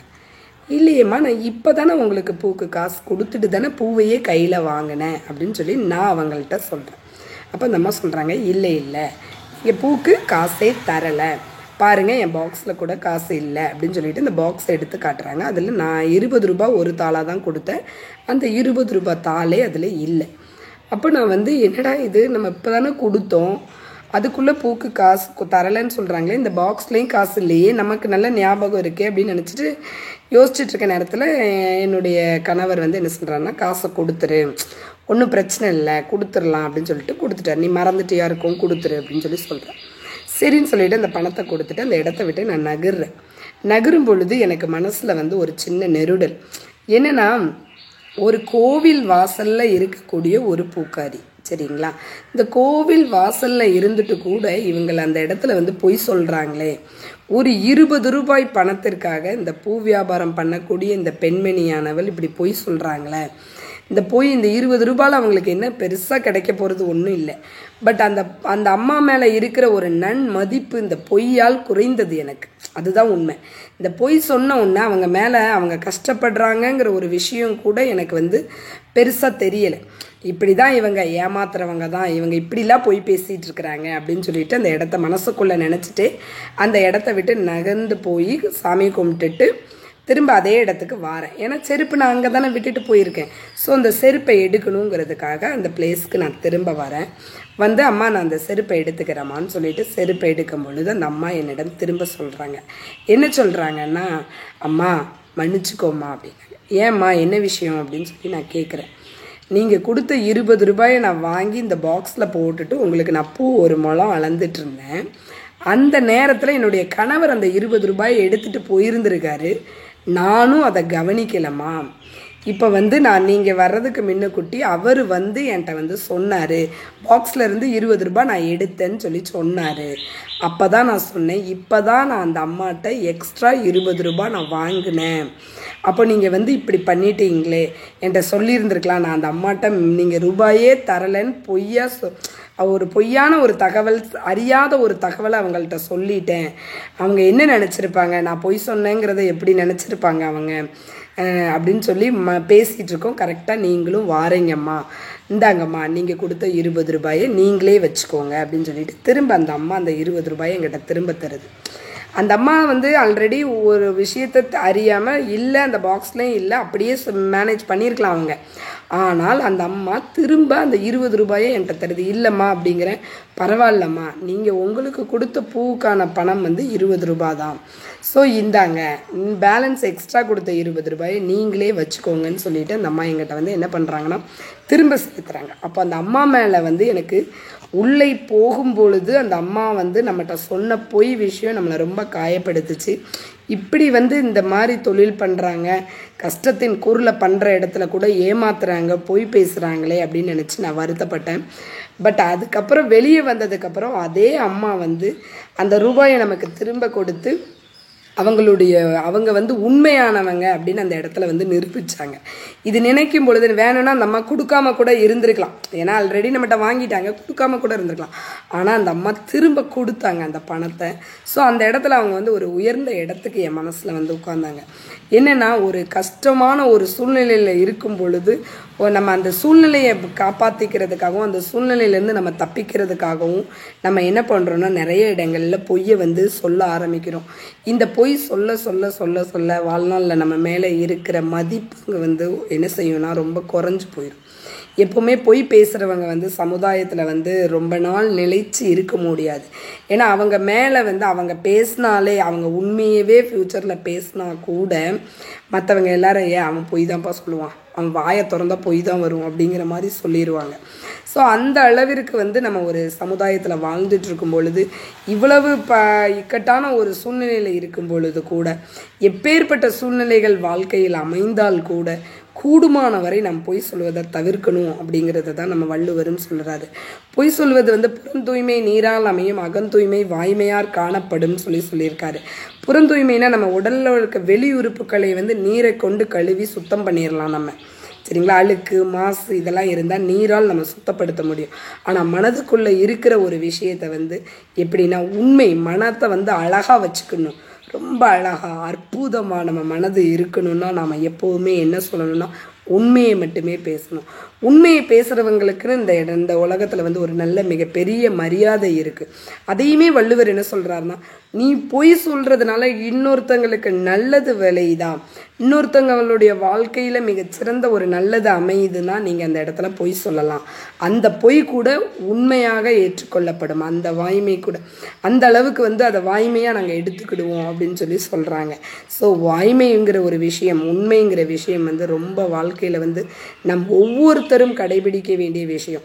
எப்போவுமே நாம் உண்மையாக பேசுகிறோம் அப்படின்னா நம்மளை சுற்றி இருக்கிறவங்க, நம்மளுடைய சுற்றத்தார் மற்றும் நம் நண்பர்கள், நாம் இப்போ ஒரு பள்ளியில் வேலை பார்க்குறோன்னா அந்த பள்ளியில் வேலை பார்க்கக்கூடிய நம்ம கூட பழகிற மாணவர்கள், நம்மளுடன் பணியாற்றக்கூடிய சக ஊழியர்கள் அனைவருமே என்ன பண்ணுவாங்க அப்படின்னு பார்த்தீங்கன்னா, வாழ்க்கையில் வந்து உண்மையை கடைபிடிக்கணும். அந்த டீச்சர் அவங்ககிட்ட உண்மையை தான் பேச முடியும், அந்த மாணவி அவங்ககிட்ட உண்மையை தான் சொல்ல முடியும் அப்படிங்கிற ஒரு விஷயத்தை வந்து நம்மகிட்ட இருந்து அவங்க கற்றுப்பாங்க. எப்போவுமே நாம் உண்மையை பேச ஆரம்பித்தாதான் மற்றவங்களே நம்ம உண்மை பேசுங்கன்னே சொல்ல முடியும். நாமளே பொய் பேசிட்டு மற்றவங்கள்ட்ட போய் இல்லை பொய் பேசாதீங்க அப்படின்னு சொல்கிறது வந்து அவ்வளோ சரியான ஒரு செயல் கிடையாது. பொய் பேசுவதனால எவ்வளவு பெரிய விளைவுகள், எவ்வளோ பெரிய பிரச்சனைகள்லாம் வருது தெரியுமா வாழ்க்கையில். ஒரு பொய் சொல்கிறோம் அப்படின்னா அந்த ஒரு பொய்யை மறைக்கிறதுக்காக 1000 பொய்கள் தொடர்ந்து நம்ம சொல்ல வேண்டிய ஒரு சூழ்நிலைக்கு அந்த பொய் நம்மளை இழுத்து கொண்டு போயிடும். பொய்யானது நம்மளுடைய தரத்தை குறைத்து விடும். பொய்யானது நம்ம சமுதாயத்தில் நம்மளுக்கு இருக்கிற ஒரு மதிப்பையும் மரியாதையையும் கெடுத்துவிடும். அதனால் எந்த ஒரு சூழ்நிலையிலும் கூடுமான வரை பொய் சொல்வதை தவிர்த்து கூடுமான வரை நல்வழியில் செல்ல வேண்டும் என்றால் எப்பொழுதுமே வந்து ஒரு நல்ல ஒரு பாதையை உங்களுக்கு வழிவகுத்து கொடுக்கணும் வாழ்க்கையில் அப்படின்னு நீங்கள் நினச்சிங்கன்னா பொய்ங்கிற ஒரு விஷயத்தை தவிர்த்துருங்க. உண்மையை வந்து சொல்லும் பொழுது, உண்மையாக நடந்துக்கிடும் பொழுது முதல்ல வந்து ஒரு சிலருக்கு வந்து கஷ்டமாக இருக்குது. ஒரு சாதாரண விஷயத்துக்கெல்லாம் கூட இன்றைக்கி நிறைய பேர் பொய் சொல்கிறாங்க.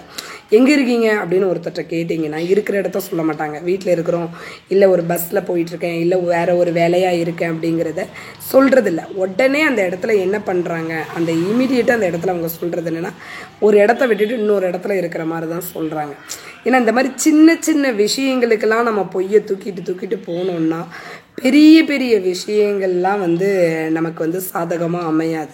சின்ன விஷயத்துலேயே முதல்ல உண்மையை சொல்லி பழகணும். உள்ளதை உள்ளபடி சொல்வது வந்து என்றைக்குமே வந்து ரொம்ப நல்ல விஷயம் வாழ்க்கையில். அப்படிங்கும்போது நீங்கள் ஒரு சின்ன காரியத்துக்கு கூட அந்த பொய்யை கொண்டு போய் உள்ளே விட்டுருவீங்க. இப்படி தான் இதுதான் அப்படின்னு சொல்லி மாற்றி பேசி உங்களை பார்த்தாலே மற்றவர்களுக்கு வந்து வெறுப்பாயிரும். என்னடா இவன் எப்போ பாரு பொய்யை தான் பேசுவான். குடும்பத்தில் இருந்து, நம்ம வேலை பார்க்குற இடங்கள்ல இருந்து, எல்லா இடங்கள்லையும் நமக்கு பெயரை தான் அது சம்பாதித்து கொடுக்குமே தவிர எந்த ஒரு சூழ்நிலையிலும் அது ஒரு நல்ல பெயரை நமக்கு சம்பாதித்து கொடுக்காது. அதனால் நம் மனிதர்களாகிய ஒவ்வொருவரும் ஒவ்வொரு சூழ்நிலைகள்லையும் தமக்கு ஏற்றவாறு அந்த சூழ்நிலை இருக்கிறத உள்ளபடி சொல்லுங்கள். சூழ்நிலையை சமாளிக்கக்கூடிய ஒரு நிர்பந்த இடத்துல வரும்பொழுது நாம் அந்த இடத்துல போய் சொல்கிறதுனால மற்றவர்களுக்கு ஒரு நல்லது விளைகிறது, மற்றவங்க நல்லா இருக்கிறாங்க அப்படின்னா அந்த இடத்துல சொல்லக்கூடிய ஒரு பொய் கூட உண்மையாக கருதப்படும்னு வள்ளுவர் சொல்லியிருக்கிறாங்க. கூடுமான வரை உங்களையும் உங்களை சார்ந்தவர்களையும் பொய் சொல்லாது உண்மை வழியில் நடப்பதற்காக என்றும் உறுதுணையாக இருங்கள். பலரையும் உண்மையின் மகத்துவத்தை பலரிடமும் எடுத்து சொல்லுங்கள். பலரையும் அப்பாதையில் செல்வதற்காக ஒரு வழித்தடத்தை அமைத்து கொடுங்கள். ஏனென்றால் இந்த பொய் இந்த மாதிரி பேசி தான் நிறைய குற்றங்களுக்கு ஒரு பெரிய அடிப்படை காரணம் என்னவென்று பார்த்தால் இந்த பொய்யாக தான் இருக்கும். அதனால் இத்தகைய ஒரு நல்லதொரு சமுதாயம், நல்லதொரு மாநிலம், நல்லதொரு நாட்டில் வாழக்கூடிய நல்லதொரு தமிழ் இனமான நாம் எக்காரணத்து கொண்டும் பொய் பேசுவதை முற்றிலுமாக தவிர்த்து உண்மை வழியில் நடப்போம், நேர் வழியில் நடப்போம், நல் பாதையில் செல்வோம் என்று கூறி விடைபெறுகின்றேன். நன்றி, வணக்கம். மனிதர்களுக்கு மனிதத்தை அறிமுகப்படுத்தி தன் பேச்சினால் பார்ப்பவரையே மூக்கின் மேல் விரல் வைக்கும் அளவிற்கு வியப்பில் ஆழ்த்துபவர் கத்தார் பிர்லா பொதுப்பள்ளியில் 7ஆம் வகுப்பு படிக்கும் கயல்விழி. உலக பொதுமறையாம் திருக்குறளில் தான் கற்று அறிந்தவற்றை நம்முடன் பகிர வரும் கயல்விழியை வாழ்த்தி செவி கொடுப்போம் வாருங்கள்.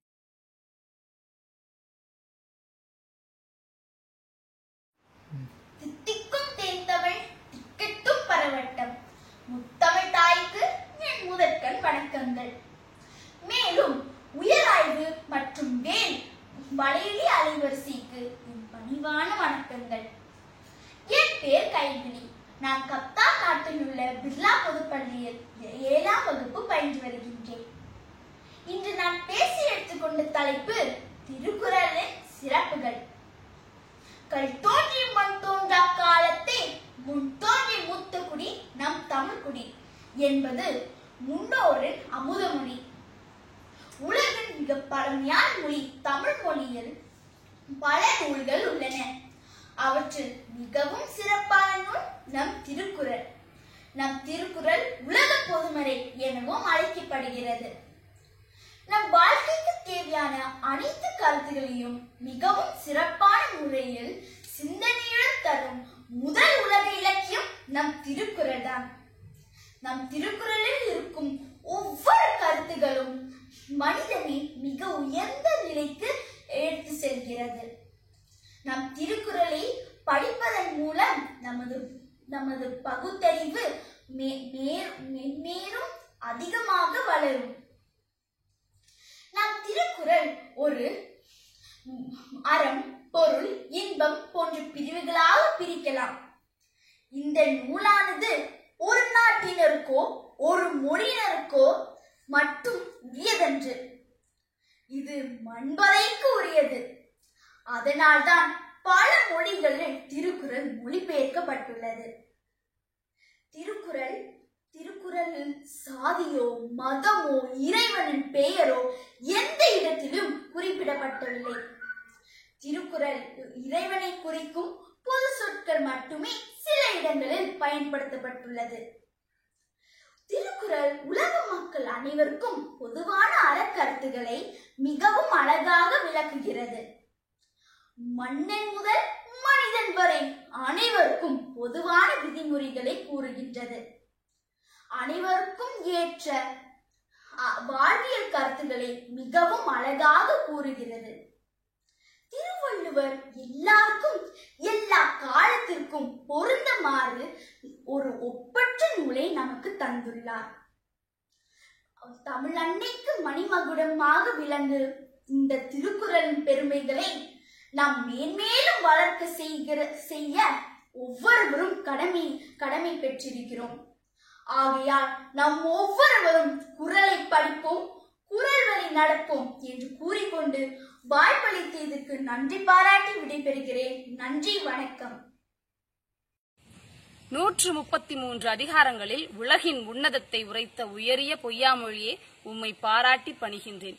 எதிலும் புதுமையை செய்யும் தமிழ் துறை. அப்படி பாரதி கண்ட புதுமை பெண்ணாக மதுரை பிரிஸ்ட் பல்கலைக்கழகத்தில் தமிழ் துறையில் உதவி பேராசிரியராக பணியாற்றும் அம்மா இந்துராணி அவர்கள் நம்முடைய திருக்குறள் பேச்சரங்கத்திற்கு வருகை தந்திருக்கிறார். அவரை இருகரம் கூப்பி வருக வருக என வரவேற்பதில் மிக்க மகிழ்ச்சி. அம்மா அவர்களை பற்றிய ஒரு சிறிய அறிமுகம். மதுரை பிரிஸ்ட் பல்கலைக்கழகத்தில் தமிழ் துறையில் உதவி பேராசிரியராக பணியாற்றி வரும் இவர் 150க்கும் மேற்பட்ட புதுக்கவிதைகளை எழுதியிருக்கிறார். எழுதியதோடு நிறுத்திவிடாமல் அதை புத்தகமாய் ஆக்குவதில் பெரும் முயற்சி எடுத்து வருகிறார். பல ஆய்வு கட்டுரைகளையும் எழுதியிருக்கிறார். அத்தோடு கடம்பவனம் என்ற ஆய்வு தொகுப்பின் தொகுப்பாசிரியரும் இவரே.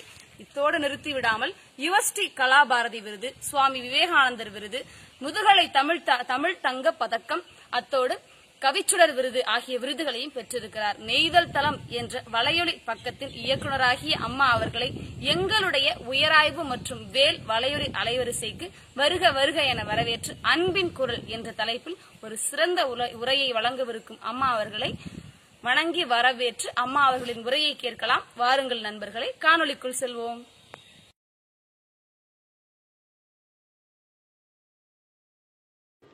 திருக்குறள் அரங்கத்திற்கு வருகை புரிந்துள்ள அனைவருக்கும் எனது வணக்கத்தை தெரிவித்துக் கொள்கிறேன். அத்தோடு உயராய்வுத்துறை வலையொலி அலைவரிசையும் வேல் அறக்கட்டளை இணைந்து நடத்தும் இக்கருத்தரங்க குழுவிற்கும் எனது வணக்கங்களையும் வாழ்த்துக்களையும் தெரிவித்துக் கொள்கிறேன். எனது பெயர் செல்வி இந்துராணி. பிரிஸ்ட் பல்கலைக்கழகம் மதுரை வளாகத்தில் தமிழ் துறையில் உதவி பேராசிரியராக பணியாற்றி வருகிறேன். என்னுடைய முதல் உரை என்பதில் மிகுந்த மகிழ்ச்சி அடைகிறேன். அதற்கு வாய்ப்பளித்த திருவிக அரசினர் கலைக்கல்லூரி தமிழ்துறை பேராசிரியருமான முனைவர் அஜிதா அம்மா அவர்களுக்கு எனது அன்பான நன்றியையும் வணக்கங்களையும் தெரிவித்துக் கொள்கிறேன். திருக்குறள் அரங்கம் என்று கூறிய உடனே என் நினைவிற்கு வந்தது ஒரு அதிகாரம் மட்டுமே. திருக்குறள் என்றால் எனக்கு அளப்பரிய விருப்பம். திருக்குறள் என்றாலே அதில் நிறைய விஷயங்கள் பொதிந்திருக்கின்றன. நம் வாழ்வில் நிகழக்கூடிய, நம் வாழ்க்கையை நடத்தக்கூடிய அனைத்து விஷயங்களும் பொதிந்துள்ளன என்பது உண்மை. அதில் ஒன்றுதான் அன்புடைமை.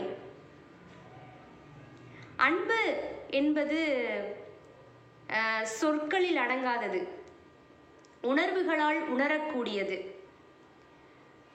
அன்பினை பற்றி கூற வேண்டுமென்றால் ஒரு கருத்தரங்கம் மட்டும் போதாது, ஒரு நாட்கள் போதாது. நிறைய கருத்துக்கள், நிறைய உணர்வுகள், உணர்வு ரீதியான விஷயங்கள் எல்லாம் அன்பின் ரீதியாக வெளிப்படுகின்றன.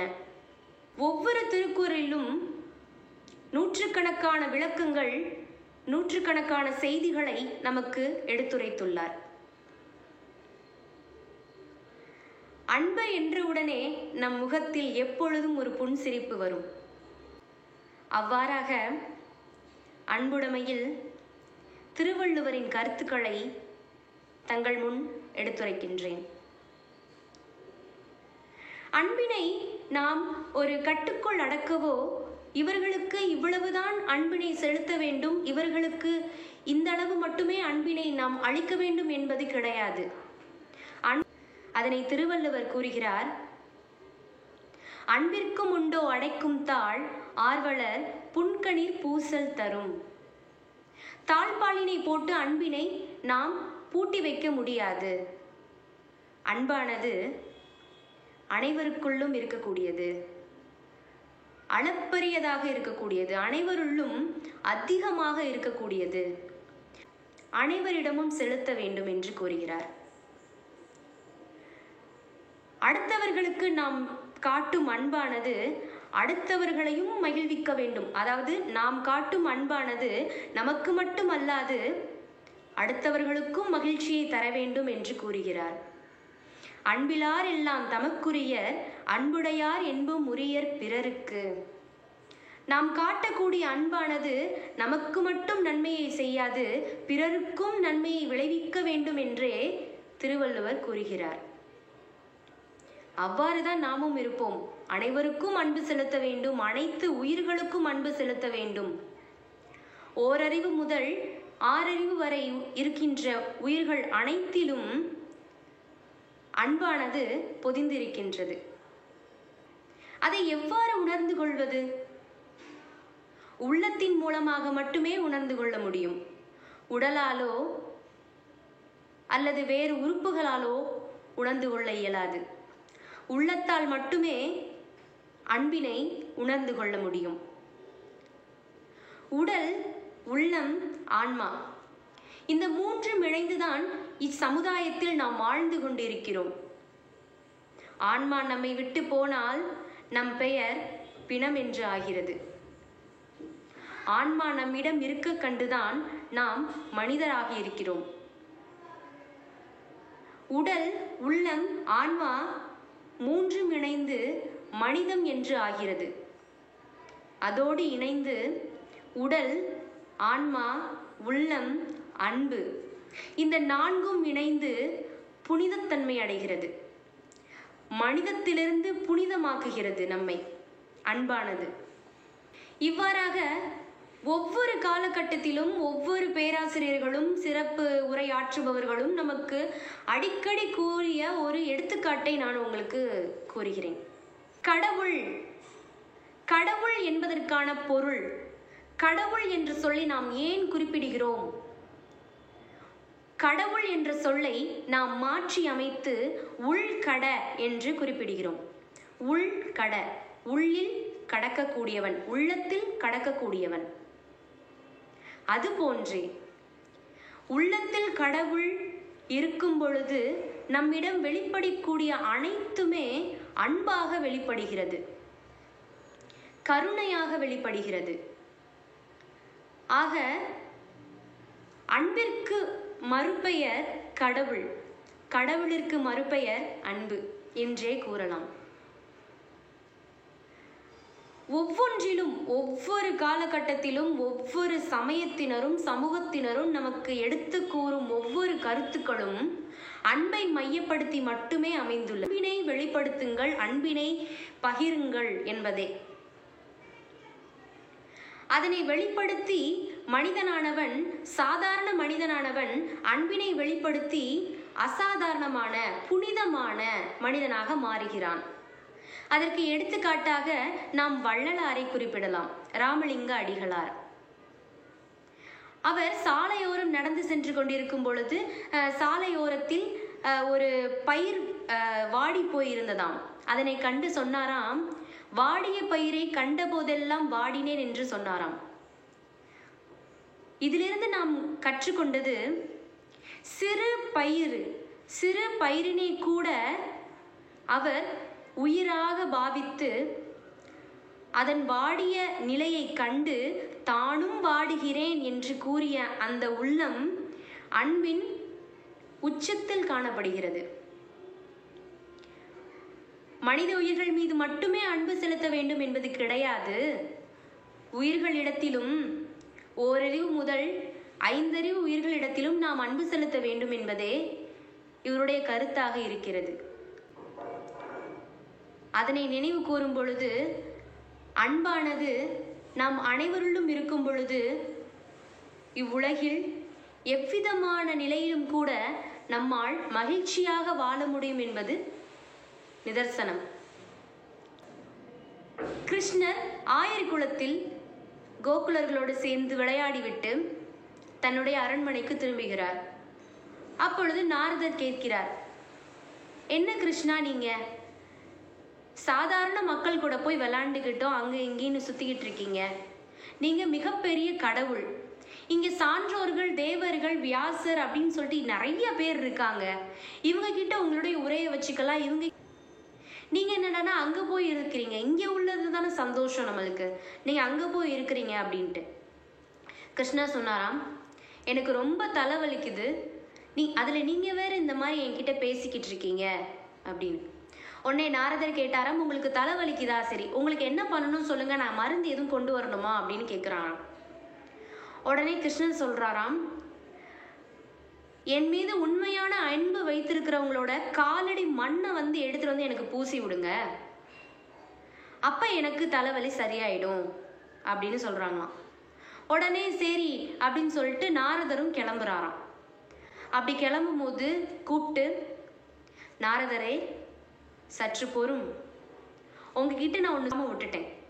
என்னது அப்படின்னா, நீங்கள் நெற்றியில் யாருடைய பாதத்தோட கால் தூசை நெற்றியில் நான் வைத்துக்கிறேனோ அந்த காலடி மண்ணுக்கு உரியவங்க நரகத்துக்கு போயிடுவாங்க.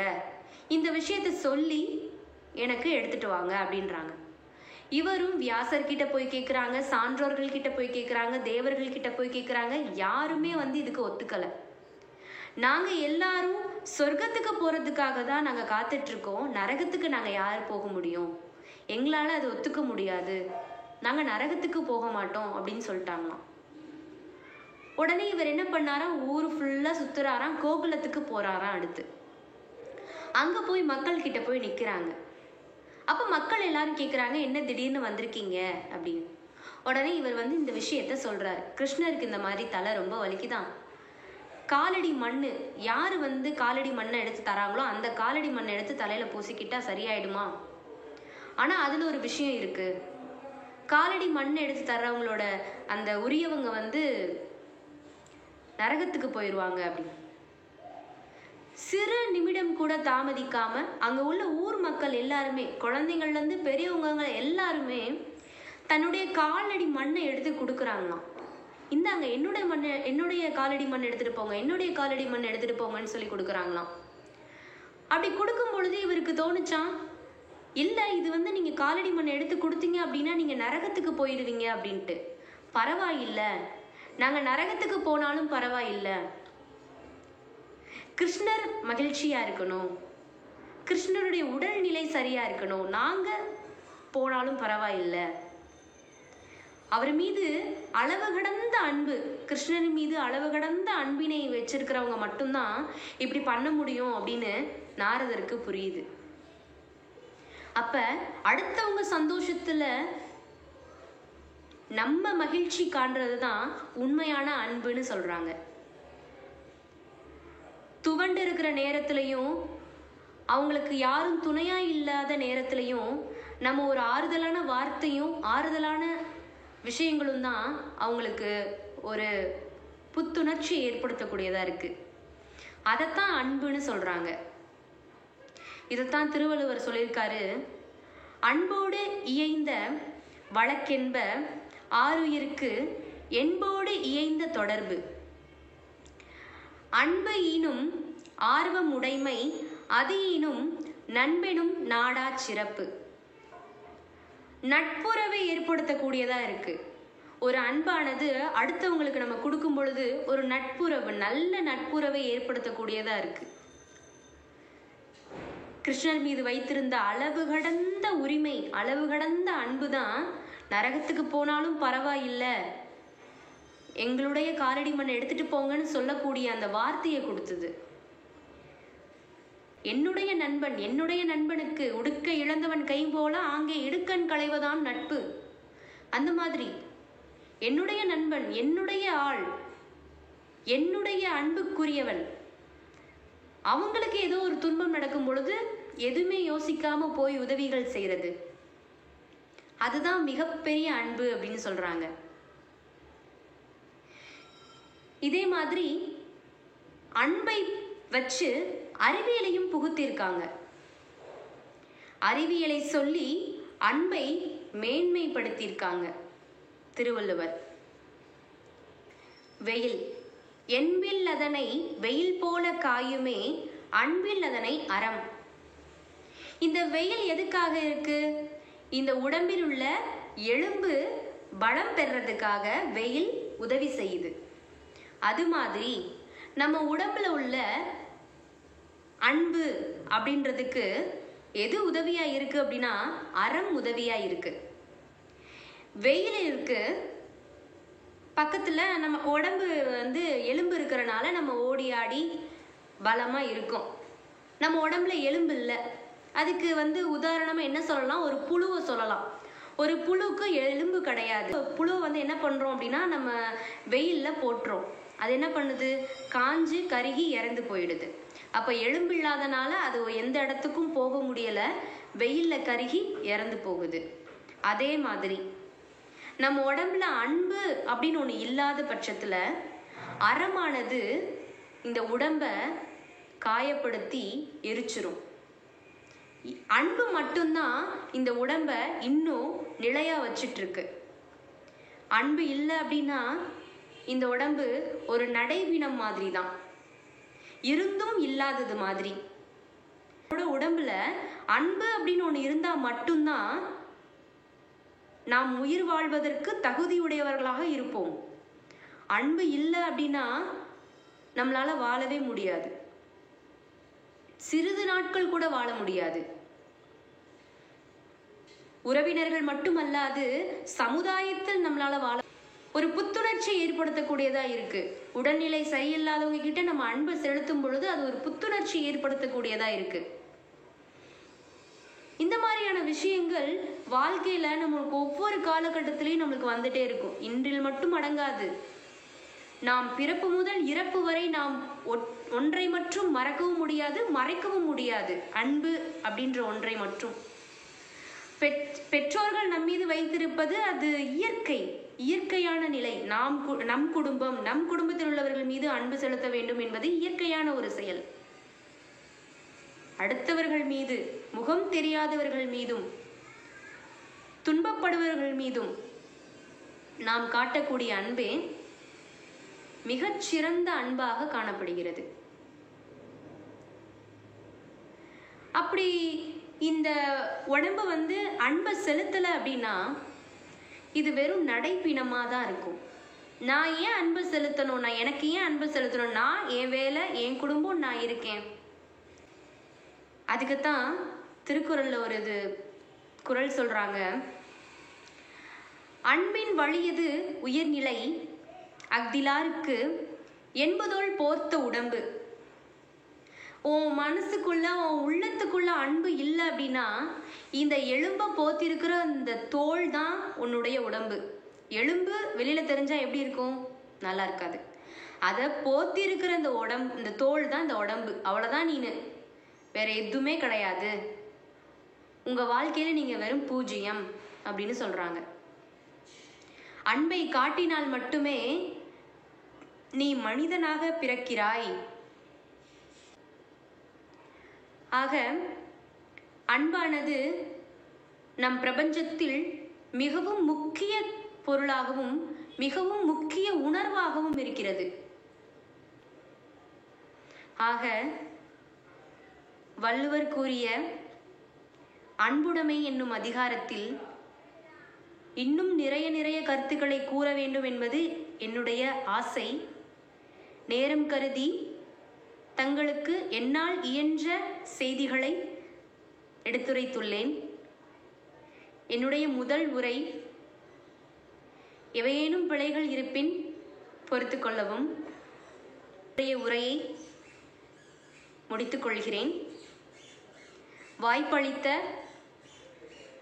முனைவர் அஜிதாம்மா அவர்களுக்கும் கயல்விழி அக்காவிற்கும் எனது மனமார்ந்த நன்றியையும் அன்பு கலந்த நன்றியையும் தெரிவித்துக் கொள்கிறேன். அன்பால் வாழ்வோம், அன்பால் உயர்வோம், அன்பை பகிர்வோம். நன்றி. சிறந்த பேச்சாளர், ஓவியத்தில் ஆர்வம் அதிகம், நம்மையே மெய்மறக்க வைக்கும் பாடகர், இப்படி பல திறமைகள் கொண்டவர்தான் திருக்குறள் நாயகன் குருபரன். சுய சிந்தனையை விடுத்து சமுதாய நலனுக்காக திருக்குறள் மூலம் நம்மிடையே விழிப்புணர்வை ஏற்படுத்த வருகிறார். வாருங்கள் குருபரனின் பேச்சினை கேட்டு மகிழ்வோம்.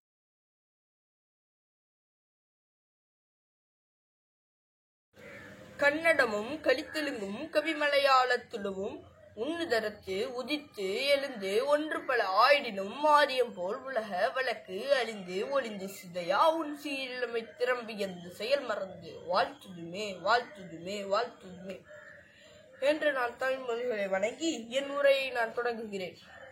என் பெயர் கா குருபரன். நான் தூய மைக்கேல்ஸ் அகாடமி பள்ளியில் 9ஆம் வகுப்பு படிக்கின்றேன். எனக்கு வாய்ப்பளித்த திருவிக்கா அரசு கலைக்கல்லூரி தமிழ்துறை பேராசிரியர் முனைவர் அஜிதா அம்மா அவர்களுக்கும் வேல் அறக்கட்டளை குழுவினருக்கும் என் நன்றி கலந்த வணக்கத்தை தெரிவித்துக் கொள்கிறேன். நான் பேச வந்துள்ள தலைப்பு திருக்குறள் உணர்த்தும் கல்வி சிந்தனைகள். தமிழகத்தில் சங்கம் மருவிய காலத்தில் இயற்றப்பட்ட 18 நூல்கள் 14 கீழ்கணக்கு நூல்கள். இதில் அறம், அகம், புறம் என்று 3ஆக பகுக்கப்பட்டுள்ளன.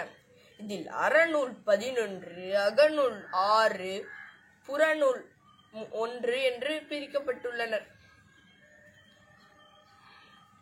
நம்மளுக்கெல்லாம் ஒரு சந்தேகம் வரும், தலைப்பு என்ன, திருக்குறளா அல்லது 14 கீழ்கணக்கு நூல்களா என்று.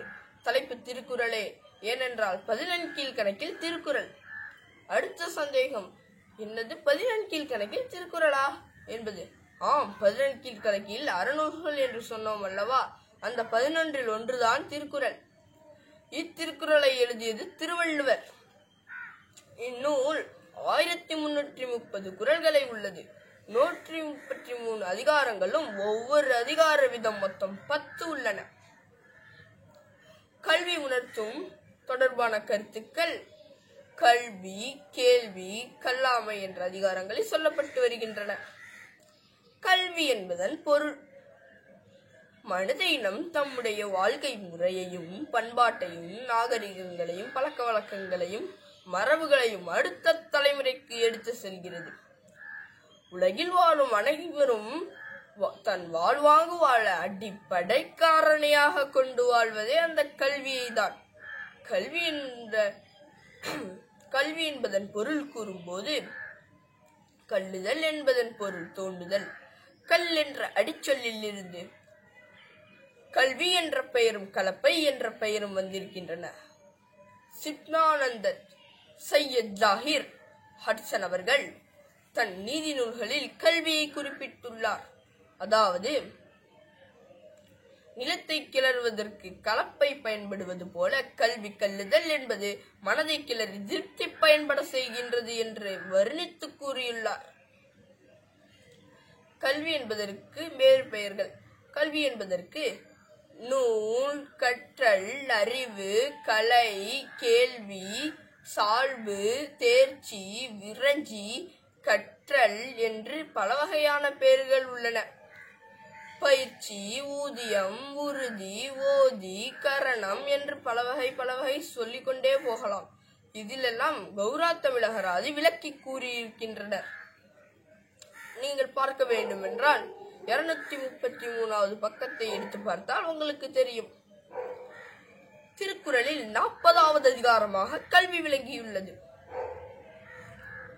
குற்றமில்லாமல் நூலை கற்க வேண்டும். அப்படி என்றால் குற்றமில்லாமல் நம் நூலை கற்க வேண்டும். குற்றமில்லாமல் நூலை கற்றால் தான் நாம் குற்றமில்லாமல் படிக்க முடியும். அப்படி நாம் குற்றமில்லாமல் படித்தால்தான் நாம் குற்றமில்லாமல் அப்பொருளை புரிந்துக்க முடியும்.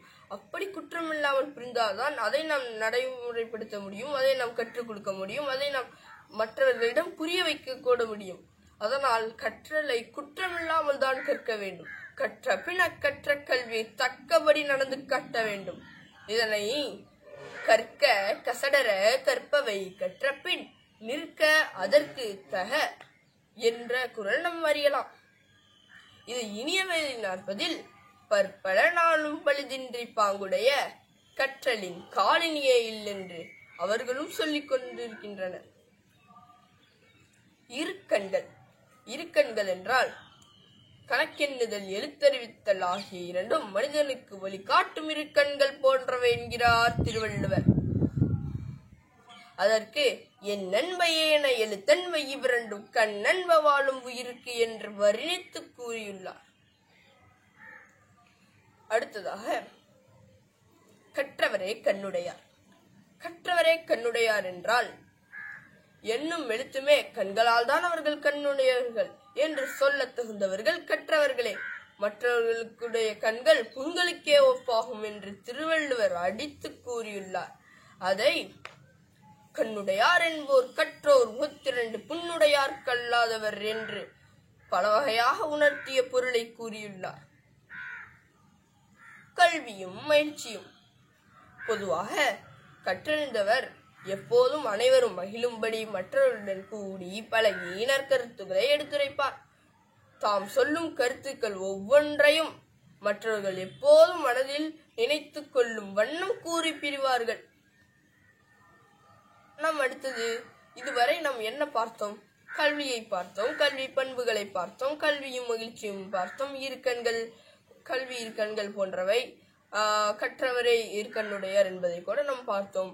அடுத்தது கல்வியை யார் யாரெல்லாம் வர்ணித்திருக்கிறார், எந்த திருக்குறள் எந்த அதிகாரத்தில் எந்த குறள்களை குறிக்கும் கல்வி என்ற அதிகாரத்தை என்றெல்லாம் நாம் பார்த்தோம்.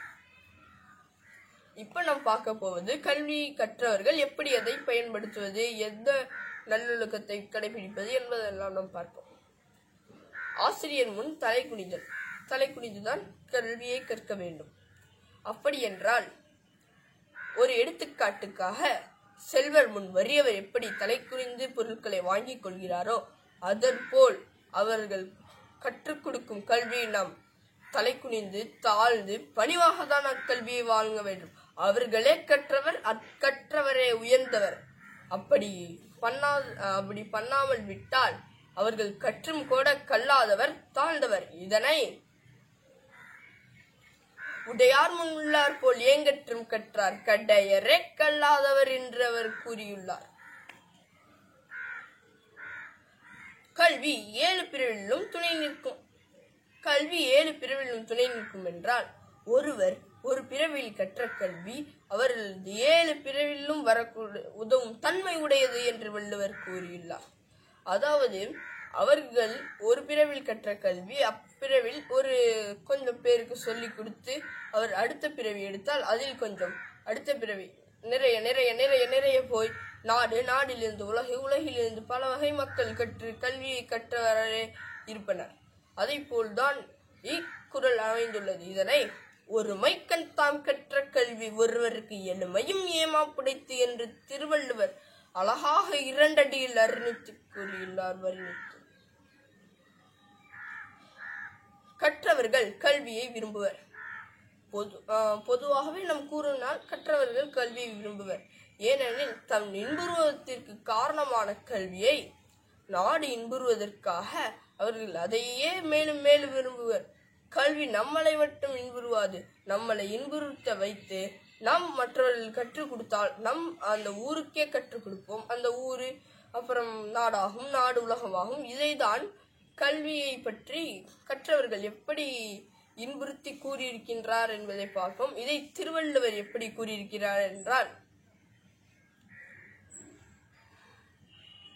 தான் இன்புறுவது உலகில் புறக்கண்டு காமுருவாய் கற்றறிந்தார் என்று அழகாக கூறியுள்ளார். அடுத்ததாக நாம் பார்க்க வேண்டியது என்னவென்றால் அழியாத செல்வம். பொதுவாகவே அழிவில்லாத செல்வம் என்னவென்றால் கல்வியே தான். மற்ற செல்வம் இருக்கும், ஆனால் குறைந்த காலம். அதாவது நம் எடுத்துக்காட்டுக்காக பொருளையே எடுத்துக்கொள்வோமே, பொருள் பொன்னு மணி இருக்கும் குறிப்பிட்ட காலத்தில் இருந்து அழியோடு அழிந்துவிடும். ஆனால் கல்வி என்ற ஒரு செல்வம் நிலைநாட்டி இருக்கும் பொற்செல்வம் என்று நான் அதை உணர்த்துகிறேன். அதனை திருவள்ளுவர் என்ன கூறியிருக்கின்றார் என்று தெரியுமா? கேடில் விழிச்செல்வம் கல்வி ஒருவருக்கு மாடல்ல மற்றவை அவை என்று 2 அடியில் அதை வர்ணித்து அழகாக உணர்த்தும் வகையில் கூறியுள்ளார் திருவள்ளுவர். நாம் இதுவரை என்னவென்பதை பார்த்தோம். அதற்கு முன் நம் கல்வியை பார்த்தோம், கல்வி மகிழ்ச்சியை பார்த்தோம், கற்றவர்கள் பலமுறை பார்த்தோம், கல்வியை யார் யாரெல்லாம் வர்ணித்திருக்கிறார்கள் என்ற குறள் அதில் கல்வியை பற்றி இடம்பெற்றுள்ளது என்பதை பார்த்தோம். அதுக்கடுத்து வந்தது நாம் ஆசிரியரிடம் மதிக்க வேண்டும் என்பதை பார்த்தோம். கல்வி 7 பிரிவிலும் துணை நிற்கும் என்பதை கூட நாம் பார்த்தோம். ஆனால் கல்லாதவர்கள் கல்லர் நிலத்துக்கு சமமானவர்கள் என்று திருவள்ளுவர் கூறியுள்ளார். ஏனெனில் நாம் கற்ற கல்விக்கு அளவே கிடையாது. நாம் நிறைய கற்று நாம் நிறைய கற்றுக்கொண்டே இருப்போம். நாம் படிப்பதும் அதிகமாக இருக்கும். ஆனால் கல்லாதவர்கள் அப்படிப்பட்டவர்கள் கிடையாது. அவர்கள் கற்க மாட்டார்கள். அதனால் கற்றவர்களுக்கு கல்வி அளவே இல்லை. கல்வி எப்போதும் அழியவே அழியாது என்று சொல்லி ஒரு சிறுகதையுடன் நான் முடிக்கின்றேன். ஒரு சிறிய ரோஜா பூ மலர்கின்றது ஒரு அடர்ந்த காட்டில், கொடூரமான ஆக்ரோஷமான புதரில். அப்படி அது வளர்ந்து கொண்டே வரும்போது அது சிறியதாக இருக்கின்றது. அது பெரியதாக பிரகாசமாக அந்த காட்டில் உள்ள எல்லாரும் அதை புகழ்கின்றனர். அதை போலதான் கற்றவர்கள் மற்றவர்களிடம் பிரகாசித்து சிறப்பு வாய்ந்தவர்களாக இருக்கின்றனர். ஒருவேளை ஆங்காங்கே அந்த செடி வளர்ந்தால், அதாவது ரோஜா பூ வளர்ந்தால், அங்க உள்ள எல்லாரும் கற்றவர்கள் மாதிரி ஆய்விடுவார்கள்.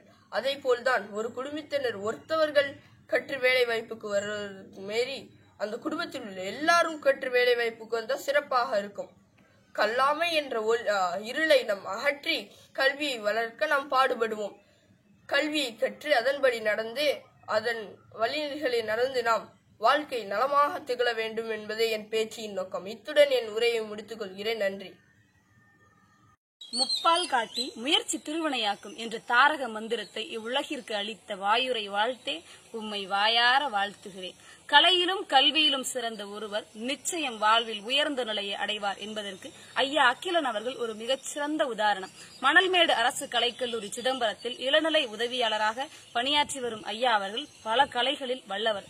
திருக்குறளில் 1330 குறள்களை தெரிந்து வைத்திருப்பதோடு குறள் கேட்டால் என்னையும் என்னை சொன்னால் குறளையும் சொல்வதோடு எதிரில் நிற்கும் ஒருவர் மனதில் நினைக்கும் குரலையும் கூறும் வல்லமை பெற்றவர்.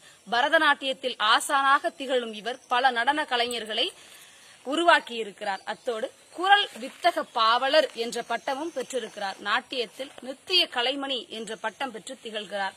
மிருதங்க வித்வம் கற்று மிருதங்க வித்வானாக திகழ்கிறார். திருக்குறளையும் நாலடியாரையும் அதிகாரம் வாரியாக ஒப்பிட்டு பேசும் வல்லமை பெற்றவர். அத்தோடு தமிழ் மட்டுமல்லாது மலையாளமும் கற்று தெரிந்தவர். நூற்றுக்கணக்கான மரபு கவிதைகளையும் புது கவிதைகளையும் புனைந்திருக்கிறார். குறள் வித்தக பாவலர் ஐயா அகிலன் அவர்களை எங்களுடைய திருக்குறள் பேச்சரங்கத்திற்கு வருக வருக என இருகரம் கூப்பி வரவேற்று ஐயா அவர்களின் உரையை கேட்கலாம். வாருங்கள் நண்பர்களே, காணொளிக்குள் செல்வோம்.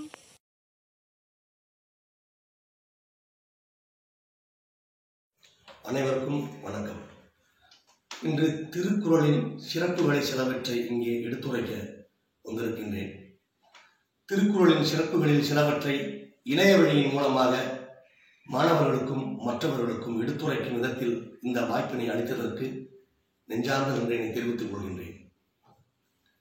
திருக்குறள்ல எவ்வளவோ சிறப்புகள் இருக்கின்றது, சொல்லி மாளாது அவ்வளவு சிறப்புகள் இருக்கின்றன திருக்குறளில். சிலவற்றை மட்டும் இங்கே கொடுக்கப்பட்ட நிமிடங்களில் நான் அதை பேச விளைகின்றேன். முதல்ல பார்த்தீங்கன்னா தமிழில் எவ்வளவோ அணிகள் இருக்கின்றன. சொற்பொருள் பின்னர் நிலையணி, சுருப்பின்னர் நிலையணி, மடக்கை அணி, ஏகதேச உறவு அணி, இழுபொருள் ஓமை அணி நிறைய இருக்கின்றது. அதுபோல திருக்குறள்ல ஒரே ஒரு அதிகாரத்தில் அதிகபட்சமாக 7 ஓமை அணிகளை சுட்டி காட்டியிருக்கின்றார். உட்பகை என்ற அதிகாரம் 89வது அதிகாரம். பொருட்பால் வரக்கூடிய 89வது அதிகாரத்தில் தான் ஒரே அதிகாரத்தில் அதிகபட்சமாக 7 ஓமை அணிகள் வந்திருக்கின்றன. முதல் குறள் நிழல்நீரும் இன்னாத இன்னா தமர் நீரும் இன்னாவாம் இன்னா செய்யின் என்று நிழல்நீரை பயன்படுத்தி அந்த உட்பகையை விளக்குகின்றார். வாழ்போல் பகைவரை அஞ்சற்க அஞ்சுக கீழ்போல் பகைவர் தொடர்பு என்று வாளை ஓமையாக்கியுள்ளார். உட்பகை அஞ்சிதற்காக உழைவெடுத்து மட்பகையின் மானத்தரும் என்று மட்பகையின் மூலமாக, அதாவது அந்த பொன்னை தாங்கக்கூடிய மட்பகை பின்னாளில் அந்த பொன்னை அடித்து நொறுக்கும், ஆக அந்த தாங்கக்கூடிய மட்பகையே அடிக்கக்கூடிய கருவியாக மாறுகின்றது என்று மட்பகையின் மூலம் அந்த உட்பகையை உணர்த்துகின்றார். செப்பின் புணர்ச்சி போல் குடினும் கூடாதே உட்பகை உற்றகுடி என்று செப்பு வெளிப்புற தோற்றத்தில் இணைந்திருந்தாலும் உட்புறம் அது இணைவதில்லை என்று உட்பகை விளக்குகின்றார். அறம்புறது முன்போதையும் புறம்புறது உட்பகை உற்றகுடி. அறத்தினால் தேய்க்கப்பட்ட இரும்பு வலிமை குன்றுவது போல் உட்பகையால் தேய்க்கப்பட்ட குடி அழியும் என்று கூறுகின்றார். எட்பகவண்ண சிறுமைத்தே ஆயினும் உட்பகையை உள்ளதான் கேடு. எள்ளளவிற்கு உட்பகை இருந்தாலும் அது கேடு தரும் என்று எள்ளை அங்கே ஓமைப்படுத்தியிருக்கின்றார். இறுதியாக உடன்பாடு இல்லாதவர் வாழ்க்கை குடங்கொள் பாம்போடு உடன் உறவினர் பாம்பை உணர்த்தி அங்கே உட்பகையை கூறியுள்ளார். ஆக 7 அதிகபட்சமாக 7 ஓமையணிகள் வரக்கூடிய ஒரே அதிகாரம் 89வது அதிகாரம் உட்பகை. அந்த விதத்தில் அந்த அதிகாரம் மிகவும் சிறப்பு வாய்ந்தது. திருக்குறள்ல ஒரே அதிகாரம் 2 தடவை வருகின்றது. ஒரே தலைப்புல குறிப்பறிதல் என்ற அதிகாரம் மட்டுமே 2 தடவை வருகின்றது. பொருட்பால்ல ஒரு தடவை, காமத்துப்பால்ல ஒரு தடவை. 71வது அதிகாரம் குறிப்பறிதல், 110வது அதிகாரம் குறிப்பறிதல். ஆனா இரண்டுக்கும் வித்தியாசங்கள் உள்ளன. குறிப்பறிதல் பொருட்பால் வரக்கூடிய குறிப்பறிதல் 71. உதாரணத்துக்கு அது வரக்கூடிய ஒரு குறள், அடுத்தது காட்டும் பணிஞ்சு போல் நெஞ்சம் அடுத்தது காட்டும் முகம், முகத்தை குறிப்பாக வைத்துக் கொண்டு அந்த அகத்தை உணர்ந்து விடலாம் என்று குறிப்பறிதல், குறிப்பாக அறிய வேண்டும் என்று சொல்லுகின்றார். இப்படியாக வரக்கூடிய குறள்கள் அந்த பொருட்பாலில் அடங்கி இருக்கின்றன.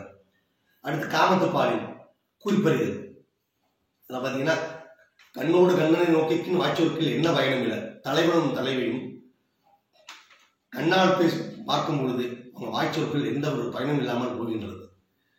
ஸோ கண்கள் மூலமாக அந்த குறிப்பறிதல், தலைவனும் தலைவியும் இப்படியாக வரக்கூடிய குறிப்பறிதல். ஆக பொருள் வேறு, தலைப்பு உண்டு. அந்த விதத்தில் இந்த குறிப்பறிதல் என்ற அதிகாரம் மட்டுமே 2 தடவை அந்த சொல் பயன்படுத்தப்பட்டுள்ளது. அடுத்தது அதிகார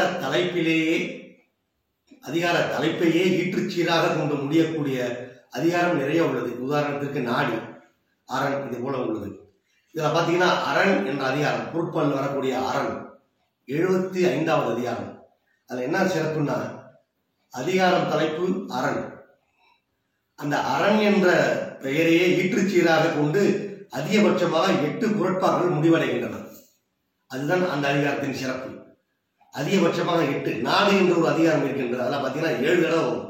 தல்லாவலியிலும் தக்காரும் தாழ்விழா செல்வரும் செல்வது நாடு என்று போல நாடு நாடுவே முடியும். நாடான நாடானது இன்பது வளர்ந்தது நாடு என்று நாடு என்று முடியக்கூடிய வார்த்தையில் பயன்படுத்தக்கூடிய அந்த 74வது அதிகாரம். ஆனால் 7 தடவை மட்டுமே பயன்படுத்தப்பட்டுள்ளது.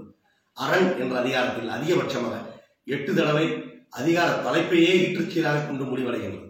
அந்த விதத்தில் அந்த அதிகாரம் சிறப்பு வாய்ந்தது. திருக்குறளில் வில் வணக்கம் என்று ஒன்று ஐயா குறிப்பிடுகின்றார். வணக்கம் எல்லாம் நல்லதுதான். வணக்கத்தில் நல்ல வணக்கம் எல்லாமே நல்ல வணக்கம் தான். ஆனால் திருவள்ளுவர் சொல்லக்கூடிய ஒரு வணக்கம் தீங்கான வணக்கம். வணக்கம் எல்லாம் நல்லதுதான், அதெல்லாம் தீங்கான வணக்கம் இருக்கின்றது. வில் வணக்கம், வில் வணங்கியது என்று சொன்னால், அதாவது அந்த வில்லை எடுத்து நான் கூட்டி அம்பை இழுக்கும் போது என்ன ஆகும்னா, அந்த வில்லாகப்பட்டது வளையும். அந்த நான் இழுக்கும் போது வில் வளையும். அந்த வளையக்கூடிய தன்மை இருப்பதனாலேயே அந்த நான் இழுக்கப்பட்டு பின்னாடி அம்பு விடப்படுகின்றது, அம்பு ஏவப்படுகின்றது. ஆக வில் வளைந்தது என்று சொன்னால் அம்பு ஏவைவிடப் போகின்றது என்று அர்த்தம் என்று பொருள்படும். ஆக ஒரு உயிரை பறிப்பதற்காக மட்டும்தான் அந்த வில் வணங்கும். ஆக வணக்கத்தில் தீங்கான வணக்கம் வில் வணக்கம் என்று ஐயா குறிப்பிடுகின்றார். மிகவும் யோசிக்கத்தக்க வேண்டிய ஒரு சொற்களை எல்லாம் திருக்குறளில் பயன்படுத்தப்பட்டுள்ளது. எந்தவித ஒரு மிகப்பெரிய ஒரு ஆச்சரியத்தை அனைவருக்கும் தரும். இப்ப இன்னொரு முக்கியமான விஷயம் பார்த்தீங்கன்னா, வாழ்க்கையை 2ஆக பிரிக்கின்றார் வள்ளுவர். ஒன்று இல்லறம், மற்றொன்று துறவரம். இல்லறத்தில் ஈடுபட்டு இல்லற வாழ்க்கையில் வாழ்வது இல்லறம். துறவர வாழ்க்கையில் ஈடுபட்டு தவம் செய்து நிலையாமைதான் வாழ்க்கை என்று உணர்ந்து கொண்டு ஞானம் பெறுவது துறவரம். இந்த இல்லறம் துறவரம் 2 வகைகளாக இந்த உலகியல் வாழ்க்கையை பிரிக்கின்றார். இப்ப திருக்குறளை பார்த்தீங்கன்னா 7 சீர் அனைவருக்கும் தெரிந்தது. 7 சீர், முதலில் 4 சீரும் அடியில் 3 சீரும் வரும். 7 சீரை மட்டுமே அனைத்து பொருட்பாலும் பயன்படுத்தப்பட்டுள்ளது. 7 சீர். இதுல அதிகபட்சமாக வெறும் 4 சீர்களை மட்டும் மாற்றி இல்லறத்தானுக்கும் சொல்கின்றார், துறவரத்தானுக்கும் சொல்கின்றார். அதிகபட்சமாக வெறும் 4 வார்த்தைகளை மட்டும் மாற்றி, மற்ற 3 சீர்கள் மாறவே இல்லை, அப்படியே இருக்கின்றது. உதாரணம் பார்த்தீங்கன்னா 34வது அதிகாரம் நிலையாமை. உடம்பை தனித்தொழிய புல் பறந்தற்றே உடம்போடு உயிரிடை நட்பு. இந்த வார்த்தை தான், உடம்போடு உயிரிடை நட்பு. அதாவது முட்டை ஓட்டிலிருந்து வரக்கூடிய அந்த குஞ்சு மீண்டும் அந்த கூட்டிற்குள் போகப் போவதில்லை. அது போன்று இந்த உடலை விட்டு உயிர் வெளியேற பின் இந்த உயிரானது மீண்டும் இந்த உடலுக்குள் செல்ல முடியாது. எனவே நிலையாமை தான் வாழ்க்கை என்பதை உணர வேண்டும் என்று அங்கே துறவரத்தாருக்கு வலியுறுத்துகின்றார். வாழ்க்கை நிலையாமை என்பதை உணர்ந்து கொள்ள என்று. அங்க பார்த்தீங்கன்னா உடம்போடு உயிரிடை நட்பு. உடம்பை தனித்தொழிய புல் பறந்தற்றே உடம்போடு உயிரிடை நட்பு. இல்லறத்தானுக்கு உடம்போடு என்ன மற்ற என்ன மடந்தையோடு எம்மடை நட்பு. இந்த பெண்ணிற்கும் எனக்கும் உள்ள தொடர்பானது உடம்புக்கும் உயிருக்கும் எவ்வளவு சம்பந்தமோ அவ்வளவு சம்பந்தமானது என்று தலைவியை பற்றி அங்கே கூறுவதாக காமத்து பாடல் ஒரு குறள் உண்டு. அங்கே பார்த்தீங்கன்னா உடம்போடு உயிரிட என்ன மற்ற என்ன மடந்தையோடு எம்மடை நட்பு. ஆக உடம்போடு உயிரிட நட்பு என்ற 3 சீர்கள் மாறவில்லை, மற்ற 4 சீர்களை மட்டும் மாற்றி இல்லறத்தானுக்கும் கூறுகின்றார், துறவரத்தானுக்கும் கூறுகின்றார். இந்த ஒரு மிகப்பெரிய ஒரு ஆற்றல் தான் திருக்குறளை இந்த அளவு இன்று அனைவரும் கொண்டாடுகின்றார்கள். எல்லா பொருளும் இதன்பால் உள்ள, இதன்பால் இல்லாத எப்பொருளும் இல்லையா சொல்லார் பரந்த பாவால் என்பயன் வள்ளுவர் சுரந்தப்பா வைய துணை என்று வையம் போற்றுகின்றது. அசையும் சொத்து அசையா சொத்து என்று இரு சொத்துக்கள் உள்ளன, எல்லாருக்கும் தெரியும். Tangible asset, intangible asset. அசையும் சொத்துனா என்ன? அசையும் சொத்துனா பணம். பணமாகப்பட்டது ஒரு இடத்திலிருந்து மற்றொரு இடத்திற்கு போகக்கூடியது, அசையக்கூடியது. எனவே அது அசையும் சொத்து. நிலமாகப்பட்டது அதுவும் சொத்து தான். ஆனால் நிலம் எந்த இடத்துல இருக்குமோ அதே இடத்துல தான் இருக்கும். அதையால் அசைய முடியாது, ஒரு இடத்துக்கு போக முடியாது. அது அசையா சொத்து. திருவள்ளுவர் மிக அழகாக இந்த அசையும் சொத்தை அசையா சொத்தை பெண்களுக்கு ஓமைப்படுத்துகின்றார். அற்றார் குன்று ஆற்றாதான் செல்வம் மிக நலம் பெற்றால் தம்பியல் முத்தற்று என்று ஒரு குறள் வரும். நன்றியில் செல்வம் என்ற அதிகாரம் 101வது அதிகாரம், நன்றியில் செல்வம். அதாவது பணமாகப்பட்டது ஒருவன் பெட்டியில் பூட்டி வைக்கக்கூடாது. அந்த பணமாகப்பட்டது பல்வேறு இடங்களுக்கு செல்ல வேண்டும்.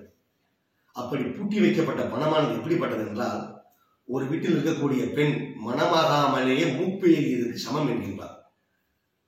எனவே இந்த பணம் இன்னொரு இடத்திற்கு செல்லவில்லை என்றால் அந்த பணத்திற்கும் மூப்பு ஏறியது என்பது அர்த்தம் என்று சொல்லுகின்றார். ஆக கன்னிப்பெண் என்பது வேறு ஒருத்தருக்கு போகக்கூடியவன், அசையக்கூடியவன். அந்த அசையும் சொத்தை, கன்னியை அசையும் சொத்து பணத்தோடு ஒப்பிட்டு பேசுகின்றார். பணமாகப்பட்டது வேறிடம் போக வேண்டும், அதே போல் கன்னியாகப்பட்டவள் வேறிடம் செல்லக்கூடியவள் என்று அங்கே கூறுகின்றார்.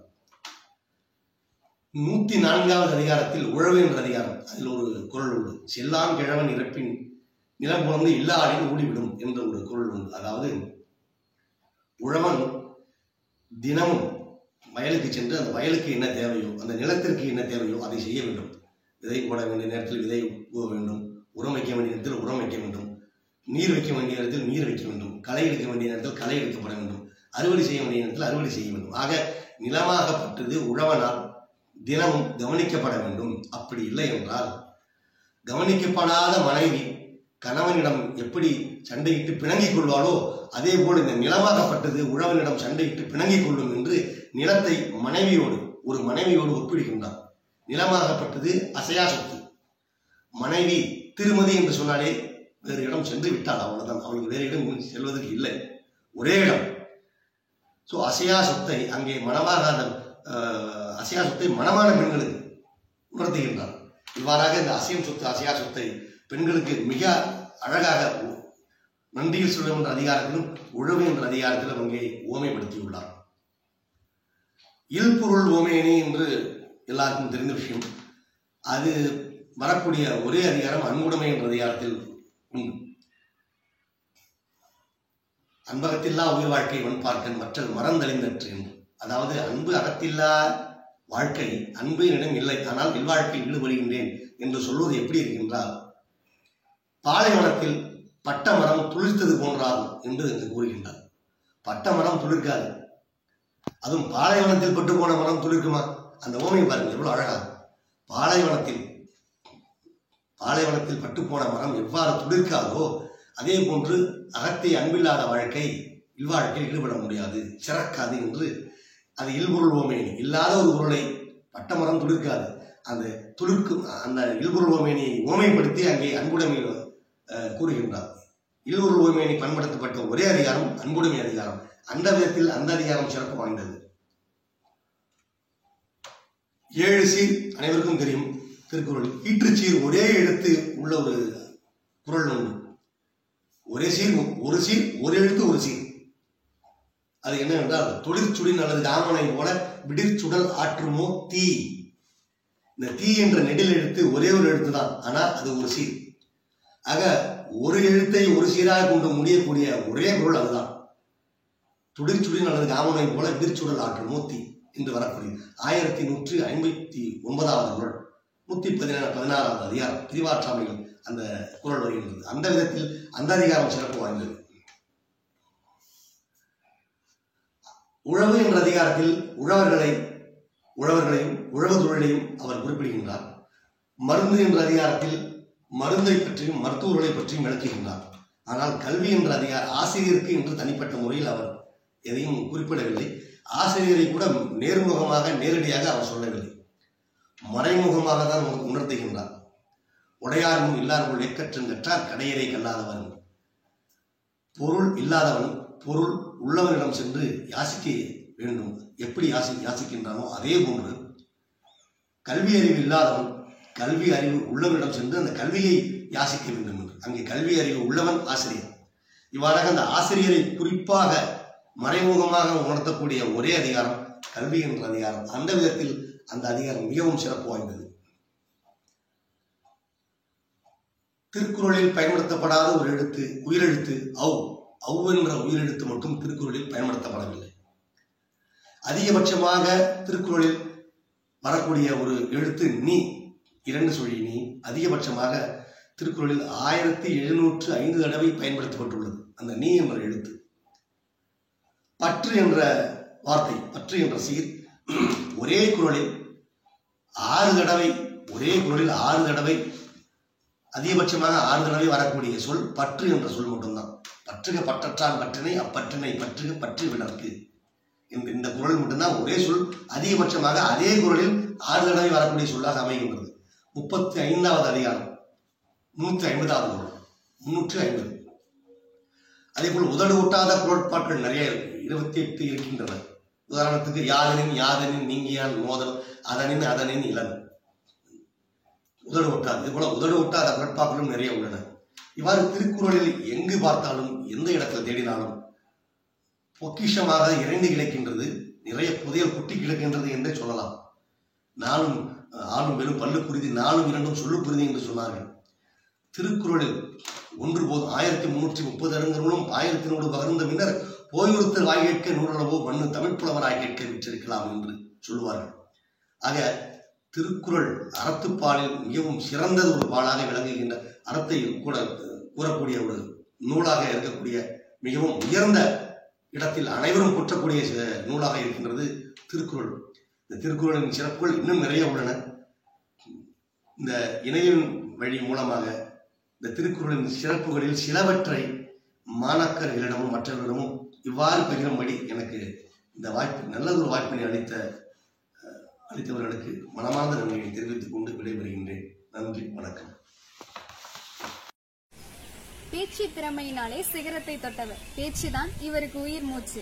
ஈரடி குறள் 6 அடி மனிதனின் வாழ்வை எவ்வாறு நிர்மாணிக்கிறது என்பதை பற்றி இந்த திருக்குறள் பேச்சரங்கின் வழியே புலப்படுத்த வருகிறார் கஸ்தூர்பா காந்தி பள்ளியின் 12ஆம் வகுப்பு மாணவி தமிழ்ச்செல்வி.